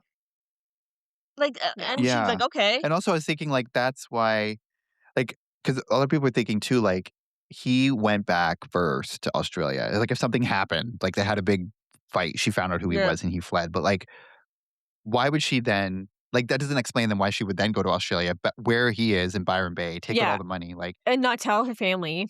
Like, if she was, like, fed mhm. up with him, like, why not tell your family? Why follow Yeah, him? and then Yeah. Like, just and go then back to Australia and you go can get home. help, like, Mhm. you can have more help, like, get someone help the kids people would help you try to get this guy, you know? Like, I was gonna say, why didn't you go home? But she sold her home, like, she didn't have a home to go to. But, like, why not Just But, go like, to her if daughter's house. yeah, like, her kids had exactly, a I home, don't like, yeah, she knew understand. people. Yeah. It's almost like maybe she got caught up in something that she got embarrassed that she was being, like, scammed, so she wanted to, like, figure it out before she, like, admitted it or Right, something. I Like, "This guess, happened to me, but, like, I'm fine, and I'm over it." Rather than but being I'm like, still gonna "Help me, take I'm it in the middle of a scam." but I'm still gonna take $80,000 out for him for just one last hurrah, and then I'm gonna be done with him. Like, that doesn't make sense. Yeah, or maybe, like, he was the one that was taking stuff out of her bank account, so she's just like, "I'm gonna take my money and go, So you so he can't take can't take anything, any but more." And then but then he yeah, found out that she took all the cash out. right, but yeah, maybe. Yeah, yeah. But But was Like, his she he wife was taking all the taking followed out money the out? money, like, he was taking the y money But fraudulently wasn't it? It was a yeah. woman, with those wasn't it? small interactions. They don't know, I guess. But Well, no, like, the $500 every day, because like, starting oh from, yeah. like, mid-August for 3 weeks, there was every day $500 coming out. Oh, and I guess you don't really need Yeah. like you don't have to verify that. It's just going to the ATM and taking $500 out. Yeah, just like the You know, whatever. machine, yeah. But the And then she 80,000 found you out would need. about it. Yeah. Yeah. Yeah, and then she's like, And then I'm taking my money out of the account so, like, he can't do that." Yeah. but then he opened up an account the day before she took that money out. Like, what was his plan if she was taking it all out? And that's why, like, whether it was a transfer or withdrawal is significant. Like, we don't really know Yeah, for Yeah. sure. yeah, did she transfer to him, like, willingly, or is she trying to take it out in cash Or like he could have been and like, run? if you give me the rest of your money, I'm gonna hurt your family. And so she gave it all and then to leave me alone and left. I don't know. Like, did he threaten her or something? Yeah, That's why she or gave. he could have opened that account, like, planning to take all of her money, but then she didn't even know that, and then she just happened to take the money out the next day, and then And she's like, "Oh, I'm caught." he found He's out. like, yeah, Yeah. Mhm. yeah. Yeah, Yeah. it's weird. I just don't understand. Like, she went back to, and then she goes to, like, she makes an optometrist appointment on the 13th, like, Yeah, living life yeah. as normal, like, Like, was everything's it really fine. that Yeah. vital? Were you blind? Like, why make an appointment right there? Yeah, Yeah. yeah, Right then and why do there. that? Yeah, Like, and during the midst of all that. I mean, Mhm. yeah, that's weird. it is Yeah, weird. I don't know. And, Yeah, like, I Byron don't. Bay, it's like I said, it's only about, it's like 100 kilometers south of where she was living, so, like, it's not that far, like, she couldn't drive. Why didn't you just drive home? She's trying to Mhm. get rid of Yeah, him, like, just drive back to where you know your daughter is. yeah. Like, that's what I don't understand. I I mean, mean, maybe maybe, about but maybe she will be found. Maybe she is alive and well. Who knows? Doubt it, yeah, but and, like I said, the inquest goes into so much detail, like, there's this one officer who made a note that said, "Yep, I talked to her alive, but located, safe and well. Didn't want anyone to know where she was." Like a very detailed note. And as it goes on, that like it was the wrong date. I don't know. Maybe All the this police are stuff. So I working didn't really together. go It there. was But all Long Kong. I keep saying Kong. Long Con. Long Kong. It's long gone. He said it like 3 times. I don't know why. Long Con. Maybe the Yeah. Long Kong. Con. yeah. Um, I Yeah. can't say Well, those 2 there words was together, also I there guess. was speculation that something of like the police were somehow like involved somehow. And I Yeah, don't they were know. in the Yeah, gang maybe it's all too. big money laundering thing. Yeah. It's like it's scary how like incompetent like it's almost like the cops have to be in on it to be that they can't be that like just like That stunned, can incompetent, they? like, yeah. Yeah. Inept? Like there has to be like it's terrifying to think that they could be, you know? I don't know. I don't know. It's like Or they just don't care. That's how much they don't care. They're, like, just making yeah, they these just mistakes because But 'cause that's they're what just I not find even it weird. yeah. trying. But that's what I find it Yeah. weird though. Like if the police weren't like involved in any way, like she would have had to have been located for someone to write that. That's not like, how do you make that Mhm. mistake? Yeah, that's Located. true. It's like that's not like very weird. So it's like, Yeah. and that would have been after the 15th, like after she was reported missing when they're looking into her. She's still alive as of whatever Mhm. date that was.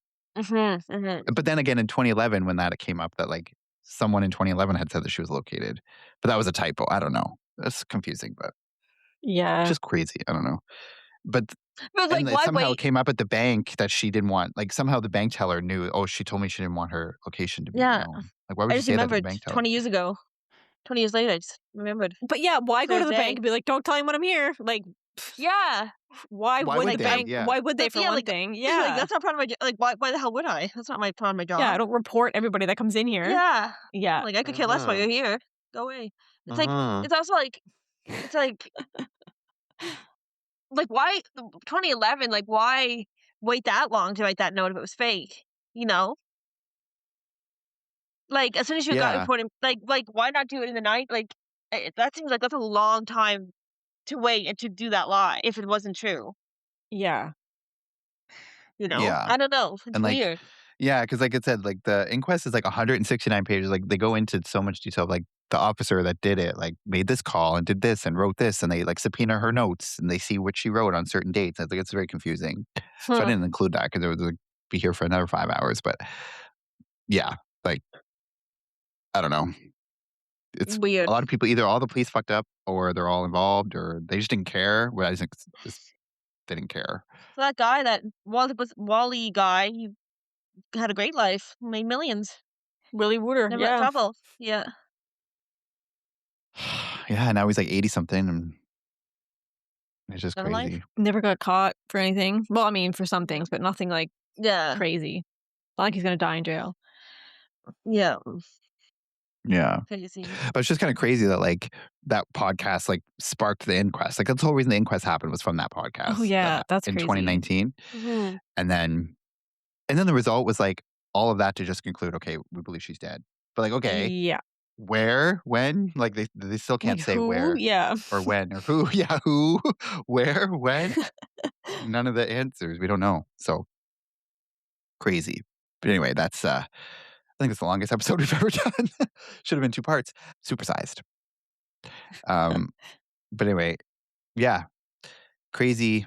Okay, but I guess I should say, Rick Blum has not been accused or has not been charged with anything, and he still denies any wrongdoing. Yeah, everything's All we alleged. said is, yeah, unless except the things that were shown as fact, like his earlier arrests for all that stuff in the 60s and 70s, whatever. But yeah, I don't know, very weird. But it's just one of those cases. Like when I first came across, I'm like, oh, this will be easy, and then literally, I spent like 3 weeks on this case, like looking it up. Crazy.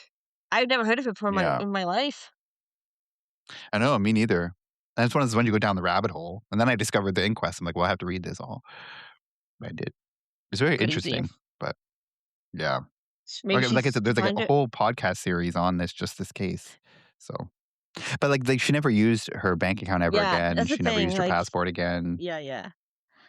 Like after the Hmm. 15th, that's why her like daughter thinks like she died after the 15th, but before the 18th because Yeah, she never yeah, yeah. called.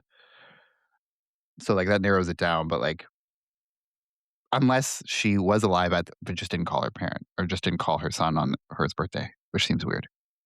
Like that's You know, something Sally would say. She's like, why if she was alive for the 18th, why not just call and buy yourself more time? yeah, Because then like no one's gonna yeah, be looking for you. Like they're gonna think, okay, then you can go another couple months without calling. yeah. Like And maybe if he had like, maybe if he had known it was his son's birthday coming up and it would have been suspicious, maybe he would have kept her alive, like wouldn't have done anything till after, so she could call and give him more time too. Maybe he had lots of time though. yeah, Apparently, he never got caught. Yeah. But I Yeah, also, like, yeah, if she was planning on just, like, starting a new life and not seeing her family again, why go back to Australia? yeah, yeah. That's what's weird to me. Like if Yeah. that's why people think she like probably yeah, just wanted a new life, but like just stay in Europe. Well, because she yeah. Yeah. I wrote on her still, card, I'm moving to Luxembourg permanently. Is what she yeah. wrote. So, like, But and it's assumed that she went back to Australia to see her family, but she didn't see them. You might get married secretly in a different country. I mean, kid's not there. I know. You know why? Why And do change your like name. yeah, and change your name. And then also, yeah. like I said, she knew her daughter was getting married the next year. She never showed up, Mhm. didn't go to the wedding. Like, Mhm. like it's just Yeah. weird. Like her daughter's like, we wouldn't have cared if she was seeing someone. Like, why would that Yeah. matter to us? We don't care. Yeah. Like, She's like 50 in her it's 50s. they're just like it's weird that like It's she very wouldn't want extreme to, anyone. like, hide that and go to that extreme to, like, change your name just because you're dating somebody. Did she change her name? Did he like may force her to change her name, or is that something she wanted to do? But like, Easy she's too. also Like like just it seems like it's such a different person. Like someone who's like her whole life yeah. is like so family oriented. It's such a good Yeah. teacher. Then all of a sudden Yeah. you like change your name and you don't want anyone to know. Yeah, You're gonna like that's leave. And it's like it weird. wasn't like, and he left before they didn't travel together any time. Like it wasn't like he held her hostage. She could have left at any time. Like they didn't even Mhm. fly Like together. yeah. Like any Like time. he left early. He like went Mhm. before her. Like she could have Yeah. just Any backed time. out and been like, I'm not going. She could have sounded the alarm at any moment, and didn't. So Yeah, I that's don't. weird. Yeah. That's weird. And like that's why they know that they were together in England because she got Yeah. the note paper. So like Mhm. up until that point, everything was all fine, I guess. Or It's like, and for her you anyway. can't just. One of the options was like she bought that note paper somewhere else. You can't buy a hotel Japan note paper at like a convenience store, can you? Or at a random hotel. Like it's not Yeah, going to I say know. Hotel Japan But on like it. Yeah. that's just them saying like they're like even though it's not possible really, but like I there's was only just 4 possible ways in existence that you can get that. Either you buy it somewhere else, which didn't happen. They didn't. They were just saying there's only 4 scenarios that are possible, and 3 are like not really Not possible. possible. You know what I Yeah, mean? yeah, yeah. Yeah. Yeah, yeah. Yeah. Yeah. Unless she had it. One of the other ones was that she had it already and took it with her. But like, why would you She do must that? have been Why there at some she point never? then. Yeah. Yeah. You But like, don't no buy one's a ever said she Hotel was. Like, you know what I'm Japan saying? notepad at the dollar store, like or Yeah. at another Like a very hotel. They're not specific gonna hotel. yeah, like the Holiday Inn's not gonna have Yeah. the Hotel Japan notepad in their room, you know? Unless Yeah. a customer Yeah. left it there, a customer had forgotten it, they've moved in the I don't know, like yeah, I don't know. Yeah. So many questions Mhm. And no and answers at all. no, Yeah. I mean, and no answers. I mean, the inquest finished like in 2024. So as of 2024, it was like she was presumed dead. But there's never been any like further developments of like So what, any 1987, charges or it'd be like 97. yeah, yeah, yeah. Yeah. So it's been like next year will be 30 years. Yeah. So Crazy. she'll be like 80 Yeah. now. If she's still alive, she's like 80 now. And so is Rick Hmm. Bloom or Willie Wooters. um, so many unanswered questions that we still don't know. Mhm. Hopefully, who knows? Maybe we'll get answers at some point. The only answers we get is that she's presumed dead, but Yeah. even that is like that's But even if you also find not her like if you find her body, like, yeah that but what does that tell us? Okay, she's dead, but you I guess anyone could have told you that, but what happened? yeah Like, that's not you're yeah. never gonna know And that, now ever. like you're never gonna know that because No, like you can't do an never. autopsy now or And, I mean, you really unless know they find her toxic. bones, you can tell sometimes on bones if you're like shot or stabbed because that'll like Yeah, yeah, make a mark yeah. on your bones. Yeah. But there's But still it's yeah like, who who's did it and like when, yeah, who even did it? when is like. I mean, this could be Yeah, she and, could have like died like 20 years later. yeah. yeah exactly like she could But, have like, what wanted to like leave and had a new like, someone else could've identity killed it, nothing to Yeah, do with Willie. and Someone else see someone yeah. Maybe she else? got yeah murdered 20 years later. Yeah. although but she never used like her bank account ever Yeah, well, again it's because she took all her money out. She's yeah didn't need to. does she use She needs cash I she guess opened but a never Yeah, used bank her account. credit opened card up never got used her change her name again and put her money in a new account. Nobody knows what her guess name is. never yeah I guess I was gonna say because they said she never renewed her driver's license ever Yeah, either never used her passport ever Crazy. I don't know crazy yeah so that is the case of Marion Barter and yeah I guess we'll update you if anything any updates come up I don't know we will let you know but that does it for part 1 of our finale miniseries. We will be back next week with part 2, which will be, like I said at the beginning, a different case that's not related at all, but still involves travel and disappearance and yeah. So we'll be back. We'll be back next week with part 2, and we hope you will join us for that. If you are a fan of the show, you can follow us on all the social media. So Crime Family Podcast on Instagram, TikTok, Facebook. We're also on YouTube. So you can just type in Crime Family Podcast on YouTube. You can find us there, subscribe, watch the video version of the episode on YouTube and also on Spotify.